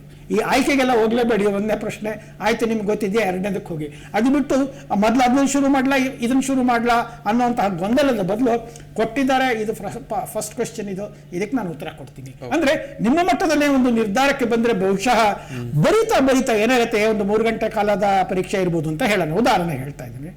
ಮೊದಲ 10 ನಿಮಿಷ ತಡ ಆಗೇ ಆಗುತ್ತೆ. ತಾಳ್ಮೆಯಿಂದ ಇರಿ. ನೀವು ಗಡಿಯಾರ ನೋಡ್ಕೊಂಡು ಬರೆಯಕ್ಕೆ ಹೋಗ್ಬೇಡಿ. ಅಥವಾ ಸಾವಧಾನ ಆಗ್ತಾ ಇದೆ, ನನಗೆ ಗೊತ್ತಿದೆ ಆಗ್ತಾ ಇಲ್ಲ ಅಂತಹ ಒಂದು ಕ್ಷಣದಲ್ಲಿಯೂ ಕೂಡ ಆ ಭಾವನೆ ಬಂದ್ರೆ ಮುಂದಿನ ಪ್ರಶ್ನೆಗೆ ಹೋಗಿ. ಇಲ್ಲ, ನೀವು ತಾಳ್ಮೆಯ ವ್ಯಕ್ತಿಯಾಗಿದ್ರೆ, ಅಭ್ಯಾಸ ಮಾಡ್ಕೊಂಡಿದ್ರೆ 2 ನಿಮಿಷ ಬಿಡು ಕೊಡ್ತೀನಿ ಮೆದುಳಿಗೆ ಅಂತ ಹೇಳಿ ಅದನ್ನು ಪ್ರಯತ್ನ ಮಾಡಬಹುದು. ಆದ್ರೆ ಮುಖ್ಯವಾಗಿ ಶಿಸ್ತಿನಿಂದ ಮೊದಲಿಂದ ಕೊನೆ ತನಕ ಹೋಗೋದು ಸರಳ ಸುಲಭ ವಿಧಾನ ಅಂತ ನನ್ನ ಪ್ರಕಾರ. ಆದ್ರಿಂದ ಆಯ್ಕೆಗೆ ಹೋಗ್ಬೇಡಿ, ಯಾಕೆಂದ್ರೆ ನಿಮ್ಗೆ ಆಯ್ಕೆಗಾಗಿ ಆಯ್ಕೆ ಪ್ರಶ್ನೆಗಳೇ ಇರುತ್ತೆ. ಆದ್ರಿಂದ ಅದಕ್ಕೆ ಹೆಚ್ಚು ಗಮನ ಕೊಡಿ. ಬರವಣಿಗೆಯ ಸಾಮರ್ಥ್ಯ ಇದ್ದವರು ಖಂಡಿತವಾಗಿಯೂ ಬರವಣಿಗೆಯ ಕಡೆ ಹೆಚ್ಚು ಆದ್ಯತೆ ಕೊಡಬಹುದು. ಅವಸರದಿಂದ ಬರೋದೇ ಕಾಗುಣಿತದ ತಪ್ಪಾಗ್ಬೋದು, ಅವಸರದಲ್ಲಿ ಒಂದು ಮುಖ್ಯವಾಗಿರೋ ಅಂಶ ಕೂಡ ಬಿಟ್ಟು ಹೋಗ್ಬೋದು. ಹೆಚ್ಚಿನ ಮಕ್ಕಳಿಗೆ ನಾವು ಬರವಣಿಗೆ ಕಲಿಸ್ಬೇಕಾದ್ರೆ ಏನ್ ಮಾಡ್ತೀವಿ, ಟಾಸ್ಕನ್ನು ಮುಗಿಸ್ಬಿಡು ಅಂತ ಒಂದು ಅವಸರ, ಅಂದರೆ ಬೇಗ ಮಾಡಿಬಿಡು ಅನ್ನೋದನ್ನ ಒಂದು ಅಭ್ಯಾಸ ಮಾಡಿಬಿಟ್ಟಿರ್ತೀವಿ. ಯಾರು ಉದ್ದೇಶದಿಂದ ಮಾಡಿರಲ್ಲ, ಅದು ಅಭ್ಯಾಸವಾಗಿ ನಿಲ್ಲುತ್ತೆ. ಅಂಥದ್ದು ಈ ಸಮಯದಲ್ಲಿ ಬದಲಾವಣೆ ಮಾಡ್ಕೊಳ್ಳೋದು ಅಗತ್ಯ ಇಲ್ಲ. ನಿಮ್ಗೇನಾದರೂ ಇನ್ನೊಂದು 2ನೇ ಪೇಪರ್ 3ನೇ ಪೇಪರ್ಗೆ ಈ ಒಂದು ಸೂಚನೆಗಳನ್ನ ತಗೋಬೋದು, ಅವಸರ ಪಡೋದಿಲ್ಲ. ನಾನು ಸಿದ್ಧ ಮಾಡ್ಕೋತೀನಿ, ಹೋಗ್ತೀನಿ. ಇನ್ನು ಮುಖ್ಯವಾಗಿ ಪರೀಕ್ಷೆಯ ಹಾಲ್ ಪ್ರವೇಶ ಮಾಡ್ತಾರಲ್ಲ, ಅಲ್ಲೇ ಅನೇಕ ಮಕ್ಕಳಿಗೆ ಒಂದು ರೀತಿಯ ಆತಂಕ ಶುರು ಆಗ್ಬಿಡುತ್ತೆ. ಏನಾಗ್ಬಿಡುತ್ತೋ, ಹೆಂಗಿರುತ್ತೋ, ಇಲ್ಲ ಅಲ್ಲಿಂದ ಪರೀಕ್ಷೆಗೆ ಬಂದಿದ್ದೀನಿ, ಪರೀಕ್ಷೆ ಹಾಲ್ಗೆ ಹೋಗ್ಲೇಬೇಕು, ಕೂತ್ಕೊಂಡು ಪರೀಕ್ಷೆ ಪ್ರಶ್ನೆ ಪತ್ರಿಕೆ ತಗೊಂಡು ಮುಗಿಯೋ ತನಕ ಇದ್ರ ಬಗ್ಗೆ ಯೋಚನೆ ಮಾಡಲ್ಲ. ಇದು ಈಗಲಿಂದನೇ 1000 ಸತಿ ಹೇಳ್ಕೊಡಿ. ಪರೀಕ್ಷಾ ಹೋಗೋದು ಕೂತೀನಿ, ಪ್ರಶ್ನೆ ಪತ್ರಿಕೆ ಓದ್ತೀನಿ, ಕೊನೆ ಆನ್ಸರ್ ಆದಮೇಲೆ ಮಾತ್ರನೇ ನಾನು ಯೋಚನೆ ಮಾಡ್ತೀನಿ ಅಂದರೆ ನಿಮ್ಮ ಆತಂಕವನ್ನು ಪೋಸ್ಟ್ಪೋನ್ ಮಾಡ್ಬೋದು. ಈ ಪೋಸ್ಟ್ಪೋನ್ ಮಾಡೋದು ಎಷ್ಟೋ ಸತಿ ಬಹಳ ಲಾಭದಾಯಕ ಕೂಡ. ಯಾಕಂದರೆ ಮೊದಲು ಹೆಚ್ಚಿರುತ್ತೆ, ಕ್ರಮೇಣ ಕಡಿಮೆ. ಯಾವುದೇ ಒಂದು ಆತಂಕ ದಿಢೀರಿನ ಶಾಶ್ವತವಾಗಿರೋದಿಲ್ಲ. ಆದ್ರಿಂದ ಪರೀಕ್ಷೆಯ ವಿಷಯಕ್ಕೆ, ಪೈಪೋಟಿಯ ವಿಷಯದಲ್ಲಿ, ಸ್ಪರ್ಧೆಯ ವಿಷಯದಲ್ಲಿ ಆತಂಕ ಅಗತ್ಯನೇ. ಟ್ರಿಗರ್ ಮಾಡುತ್ತೆ, ಮೋಟಿವೇಶನ್ ಅಂತ ಕರಿತೀವಿ. ಆತಂಕ ಇದಿಷ್ಟು ಒಂದು ರೀತಿ ಎಲ್ಲ ಶಕ್ತಿಗಳನ್ನು ಉಪಯೋಗಿಸ್ಕೋತೀವಿ. ಸ್ವಲ್ಪ ಪ್ರಮಾಣದಲ್ಲಿ ಆತಂಕ ಇರಬೇಕು, ಆದರೆ ಅದು ಆತಂಕ ನಿಮ್ಮ ಸಾಮರ್ಥ್ಯವನ್ನು ಕಸಿದುಕೊಂಡು ಹೋಗುವಂತಹ ಒಂದು ಗುಣವಾಗಿದೆ. ಓಕೆ, ಇನ್ನು ಕೆಲವೇ ಗಂಟೆಗಳಷ್ಟೇ ಬಾಕಿ ಇದೆ ವಿದ್ಯಾರ್ಥಿಗಳು ಹೋಗಿ ಪರೀಕ್ಷೆ ಹಾಲಲ್ಲಿ ಕೂರ್ಲಿಕ್ಕೆ. ಸೊ ವಾಣಿ ಮೇಡಮ್, ಈಗ ವಿದ್ಯಾರ್ಥಿಗಳು ಈ ಕ್ಷಣದಿಂದ ಪರೀಕ್ಷೆಗೆ ಮತ್ತೊಂದು ರೀತಿ ತಯಾರಾಗಬೇಕಾಗತ್ತೆ. ಸರಿಯಾದ ನಿದ್ದೆ ಇರಬಹುದು ಅಥವಾ ಒಳ್ಳೆ ಆಹಾರ ಇರಬಹುದು, ಬಹಳ ಮುಖ್ಯ ಆಗುತ್ತೆ. ನಾಳೆ ಪರೀಕ್ಷೆ ಅಂದರೆ ಇವತ್ತು ರಾತ್ರಿ ಪೂರ ಓದೋದು, ಮತ್ತೆ ಬೆಳಗ್ಗಿನ ಜಾವ ಎದ್ದು ಮತ್ತಷ್ಟು ಪರಿಶ್ರಮ ಹಾಕಿ ಸರಿಯಾದಂತಹ ರೆಸ್ಟ್ ಇಲ್ಲದೆ, ಬ್ರೈನಿಗೂ ಕೂಡ ಅದರ ಕೆಲಸ ಅದು ಮಾಡಲಿಕ್ಕೆ ಸರಾಗ ಮಾಡಿಕೊಡದೆ ಎಕ್ಸಾಮ್ ಹಾಲ್ಗಳಿಗೆ ಹೋಗೋದು, ಇದು ಎಷ್ಟು ಒಳ್ಳೆ ಅಭ್ಯಾಸ ಅಂತ ಅನ್ಸುತ್ತೆ ನಿಮಗೆ? ಸರ್, ಇದು ಒಳ್ಳೆ ಅಂಶ ನೀವು ಇದು ಹೇಳಿದ್ದು. ಯಾಕಂದ್ರೆ ಬಹಳಷ್ಟು ವಿದ್ಯಾರ್ಥಿಗಳು ಎಡುವುದಿಲ್ಲೇನೆ. ಎಕ್ಸಾಮ್ ನಾಳೆ ನಾಡಿದ್ದಿದೆ ಅನ್ನುವಾಗ ಇಡೀ ರಾತ್ರಿ ನಿದ್ದೆ ಕೆಟ್ಬಿಡ್ತಾರೆ. ಅಂತ ಟೈಮಲ್ಲಿ ಮೆದುಳು ಖಂಡಿತವಾಗ್ಲೂ ಆ ನೆಕ್ಸ್ಟ್ ಡೇ ಯಾವ್ದಕ್ಕೂ ಏನಾದ್ರು ಕೋಪ್ ಮಾಡೋದಿಲ್ಲ. ಯಾಕಂದ್ರೆ ನಿದ್ದೆ ಕಣ್ಣಲ್ಲಿ ಮತ್ತೆ ಅವರು ಏನ್ ಓದಿರ್ತಾರೋ ಅದು ಒಂದು ನೆನಪಿಗೆ ಬರೋದಿಲ್ಲ. ಈ ತರ ಸಂಗತಿಗಳನ್ನ ನಾನು ತುಂಬಾನೇ ನೋಡಿದೀನಿ ಮತ್ತೆ ಕೇಳಿದ್ದೇನೆ. ಇದು ಕೆಲವು ಕಡೆ ಸರ್ವೇ ಸಾಮಾನ್ಯ ಅಂತಾನೆ ಹೇಳ್ಬಹುದು. ಮತ್ತೆ ತುಂಬಾ ದೂರದಿಂದ ಬರೋರು, ಈ ಹಳ್ಳಿ ಕಡೆ ಇರೋರು, ಇದು ಬೇರೆ ಬಸ್ಗಳ ಮುಖಾಂತರ ಬರೋರು, ಇದೆಲ್ಲ ತುಂಬಾ ಮಾಡ್ತಾರೆ, ಇದೆಲ್ಲ ಕೇಳ್ತಾ ಇದ್ದೀನಿ. ಬಟ್ ಇದಕ್ಕೆಲ್ಲ ಮುಂಜಾಗ್ರತೆ ವಹಿಸ್ಕೋಬೇಕು. ಪಾಲಕರು ಮತ್ತು ಪೋಷಕರು ಈ ಜವಾಬ್ದಾರಿಯನ್ನ ತಗೋಬೇಕು. ಯಾಕಂದ್ರೆ ಮಕ್ಕಳಿಗೆ ಈ ನಿಟ್ಟಿನಲ್ಲಿ ಅಂದ್ರೆ ನಿದ್ದೆ ಕೆಡೋದಾಗಿರ್ಬಹುದು ಅಥವಾ ಸರಿಯಾದ ರೀತಿಯಲ್ಲಿ ಒಳ್ಳೆ ಪೋಷಕಾಂಶ ಇಲ್ಲದೆ ಇರುವಂತ ಒಂದು ಆಹಾರ ತೆಗೆದುಕೊಳ್ಳೋದಾಗಿರ್ಬಹುದು, ಇಡೀ ರಾತ್ರಿ ಓದ್ಬೇಕು ಅಂದ್ಬಿಟ್ಟು ಇಡೀ ರಾತ್ರಿ ಟೀ ಕೊಟ್ಟು ಓದಿಸೋ ಪೋಷಕರನ್ನು ನಾವು ನೋಡಿದ್ದೇವೆ. ಇದನ್ನೆಲ್ಲ ನಾವು ಮನಸ್ಸಿಗೆ ತಗೊಂಡು ಅಂದ್ರೆ ನಾವು ಮುಂಜಾಗ್ರತೆ ಕ್ರಮದಲ್ಲಿ ಸೇರಿಸ್ಕೊಂಡು ನಾವು ಇದನ್ನೆಲ್ಲ ಬಿಡ್ಬೇಕು ಸರ್. ಇದು ಯಾವುದೇ ಪರೀಕ್ಷೆ ಇನ್ನು 1 ವಾರ ಇದೆ ಅನ್ನುವಾಗ್ಲೇನೆ ನಮ್ಮ ಚಿತ್ತಕ್ಕೆ ಒಂದು ವಿಶ್ರಾಂತಿ ಕೊಟ್ಬಿಡ್ಬೇಕು. ಅಂದ್ರೆ ಸರಿಯಾದ ರೀತಿ ನಿದ್ದೆ ಇರ್ಬೇಕು, ಸರಿಯಾದ ರೀತಿ ಆಹಾರ ಇರ್ಬೇಕು. ಅಂದ್ರೆ ಏನದು ಯಾವ ರೀತಿ ಮಗು ಪರೀಕ್ಷೆಗೆ ಹೋಗುತ್ತೆ, ಏನದು ಮಾಮೂಲಿ ಹೇಗ್ ಹೋಗ್ತಿತ್ತು ಅಂದ್ರೆ ಬಸ್ ನಲ್ಲಿ ಹೋಗ್ತಿತ್ತ, ಬೇರೆ ಒಂದು ಸೆಪರೇಟ್ ವ್ಯಾನ್ ಆಗ್ಲಿ ಬಸ್ ಅಲ್ಲಿ ಹೋಗ್ತಿತ್ತ, ಈ ರೀತಿ ಎಲ್ಲ ನೋಡಿ ಯಾವುದೇ ರೀತಿಯಲ್ಲಿ ತೊಂದ್ರೆ ಆಗದ ಹಾಗೆ ಮತ್ತೆ ಸರಿಯಾದ ರೀತಿಯಲ್ಲಿ ಏನದು ಟೈಮಿಗೆ ಸರಿಯಾಗಿ ತಲುಪುವ ಹಾಗೆ ನೋಡ್ಕೋಬೇಕು. ಮತ್ತು ಕೆಲವೊಂದು ವಿದ್ಯಾರ್ಥಿಗಳು ದೂರದಿಂದ ಬರೋ ವಿದ್ಯಾರ್ಥಿಗಳ ಆತಂಕ ನಾವು ನೋಡ್ತಾನೆ ಇದೀವಿ ಸರ್. ಮತ್ತೆ ಅದು ಟ್ರಾಫಿಕ್ ಇದ್ರಲ್ಲಿ ಲೇಟ್ ಆಗ್ಬಿಟ್ರೆ ಏನ್ ಮಾಡೋದು, ಇದೆಲ್ಲ ಇರುತ್ತೆ. ಬಟ್ ಈ ಎಲ್ಲ ಗೊಂದಲಕ್ಕೂ ನಾವು ತೆರೆಯನ್ನು ಇಳಿತಾ ನಾವು ಮುಂಜಾಗ್ರತೆ ಕ್ರಮವನ್ನ ತುಂಬಾ ಒಳ್ಳೆ ಅಂಶಗಳು ಹೇಳಿದ್ರಿ. ಪೋಷಕರು ಈ ಕಡೆ ಹೆಚ್ಚು ಗಮನ ಕೊಟ್ಟರೆ ಒಳ್ಳೇದು ಅಂತ. ಸರ್, ಇನ್ನು ಕೊನೆಯದಾಗಿ ಕಾರ್ಯಕ್ರಮದ ಕೊನೆಯಲ್ಲಿದ್ದೀವಿ, ವಿದ್ಯಾರ್ಥಿಗಳಿಗೆ ನಿಮ್ಮ ಒಂದು ಸಲಹೆ. ಈ ತರಹ ಪರೀಕ್ಷೆಗಳು ಬರ್ತಾ ಇರುತ್ತೆ ಜೀವನದಲ್ಲಿ. ಇದು ಬಹುಶಃ ದೊಡ್ಡ ಮಟ್ಟದ ಪರೀಕ್ಷೆ ನಿಮ್ಮ ವಯಸ್ಸಿಗೆ. ಆದ್ರಿಂದ ನೀವು ಇದೇ ವಯಸ್ಸಿನಲ್ಲಿ ಇರೋದಿಲ್ಲ ಶಾಶ್ವತವಾಗಿ. ಈ ಒಂದು ಪರೀಕ್ಷೆಗೆ ನೀವು ಇದುವರೆಗೂ ಏನೇನು ಪರೀಕ್ಷೆಗಳನ್ನು ಎದುರಿಸಿದ್ರೋ ಅದೇ ಮಾದರಿಯಲ್ಲಿ ಎದುರಿಸಬೇಕಾಗತ್ತೆ. 2 ವರ್ಷದ ಉದಾಹರಣೆಗಳನ್ನ ತಗೋಬೇಡಿ. ಯಾಕೆ ಅಂತಂದ್ರೆ ಅದು ಮುಂದೆನೂ ಬರ್ಬೋದು, ಬರ್ದೇನೂ ಇರ್ಬೋದು. ಈ ಸಮಯದಲ್ಲಿ ನೀವು ಮಾಡಬೇಕಾಗಿರೋದು ಇದೊಂದು ಪ್ರಶ್ನೆ ಪತ್ರಿಕೆ ಇದೆ, ಅದಕ್ಕೆ ಉತ್ತರ ಕೊಡ್ತೀನಿ. ಇದು ಫೈನಲ್ ಅಲ್ಲ. ನಾನು ಸಿದ್ಧತೆ ಮಾಡ್ಕೊಂಡಿದ್ದೀನಿ, ಅದಕ್ಕೆ ಅನುಗುಣವಾಗಿರುವಂತಹ ಒಂದು ಶ್ರಮ ಕೂಡ ನನ್ನಲ್ಲಿ ಇದೆ. ಅದಕ್ಕೆ ಇಲ್ಲೊಂದು ಉದಾಹರಣೆ ಇದೆ ಅಷ್ಟೇ. ಇದು ನನ್ನ ಶ್ರಮದ ಪರೀಕ್ಷೆ. ನನ್ನ ಬುದ್ಧಿಶಕ್ತಿಯನ್ನ ಈ ಒಂದು ಪರೀಕ್ಷೆ ಮಾಡೋದಿಲ್ಲ. ಇದರಲ್ಲಿ ಅಂಕ ಹೆಚ್ಚು ಬರ್ಬೋದು, ಕಡಿಮೆ ಬರ್ಬೋದು. ಹೆಚ್ಚು ಬಂದರೂ ಅಷ್ಟೇ, ಕಡಿಮೆ ಬಂದರೂ ಅಷ್ಟೇ. ನನ್ನಂತ ವಯಸ್ಸಿನವ್ರಲ್ಲಿ ನಾನು ಏನು SSLC ನಲ್ಲಿ ನಂಬರ್ ತಗೊಂಡಿದ್ದ ಯಾರಿಗ್ ಗೊತ್ತು. ಅಂದ್ರೆ ಇವೆಲ್ಲ ಒಂದು ಹಂತಗಳು. ಈ ಹಂತದ ನಾವು ನಿಮ್ಮ ವಯಸ್ಸಿಗೆ ಇದು ಮೊದಲ ಅನುಭವ ಆಗತ್ತೆ. ತಾಳ್ಮೆಯಿಂದ ಎದುರಿಸಿ. ಖಂಡಿತವಾಗಿಯೂ ನಿಮ್ಮ ಮನಃಶಕ್ತಿ ವೈಜ್ಞಾನಿಕವಾಗಿ ಹೇಳೋದಾದ್ರೂ ಕೂಡ ಸ್ಪಷ್ಟವಾಗಿ ನಿಮ್ಮ ನೆರವಿಗೆ ಬರುತ್ತೆ. ಅದಕ್ಕೆ ಅವಕಾಶ ಮಾಡಿಕೊಡಿ. ನೀವು ಅಂಕಗಳ ಬಗ್ಗೆ ಆಗಲಿ, ನಾಳೆ ಏನಾಗ್ಬೋದು ಅಥವಾ ಇದು ಕೊನೆ ಇದೇ ಚಾನ್ಸು, ಲಾಸ್ಟ್ ಚಾನ್ಸು, ಇವೆಲ್ಲ ಇಟ್ಕೊಳಕ್ಕೆ ಹೋಗ್ಬೇಡಿ. ನಿದ್ದೆ, ಮಾರನೇ ದಿನಕ್ಕೆ ನೀವು ಮಾಡಬೇಕಾಗಿರುವಂತಹ ಸಿದ್ಧತೆಗಳು ಇದುವರೆಗೂ ಹೇಗೆ ಮಾಡ್ಕೊಂಡು ಬರ್ತಾ ಇದ್ರು, ಇದು ಇನ್ನೊಂದು ದಿನ ಅನ್ನೋದನ್ನ ನೀವು ಮನಸ್ಸಿನಲ್ಲಿ ಗಟ್ಟಿ ಮಾಡಿಕೊಂಡ್ರೆ ಬಹುಶಃ ಈ ತರ 100 ಪರೀಕ್ಷೆಗಳನ್ನ ಸರಾಗವಾಗಿ ಎದುರಿಸಬಹುದು. ಇದು ಮೊದಲ ಅನುಭವ ಆಗಲಿ.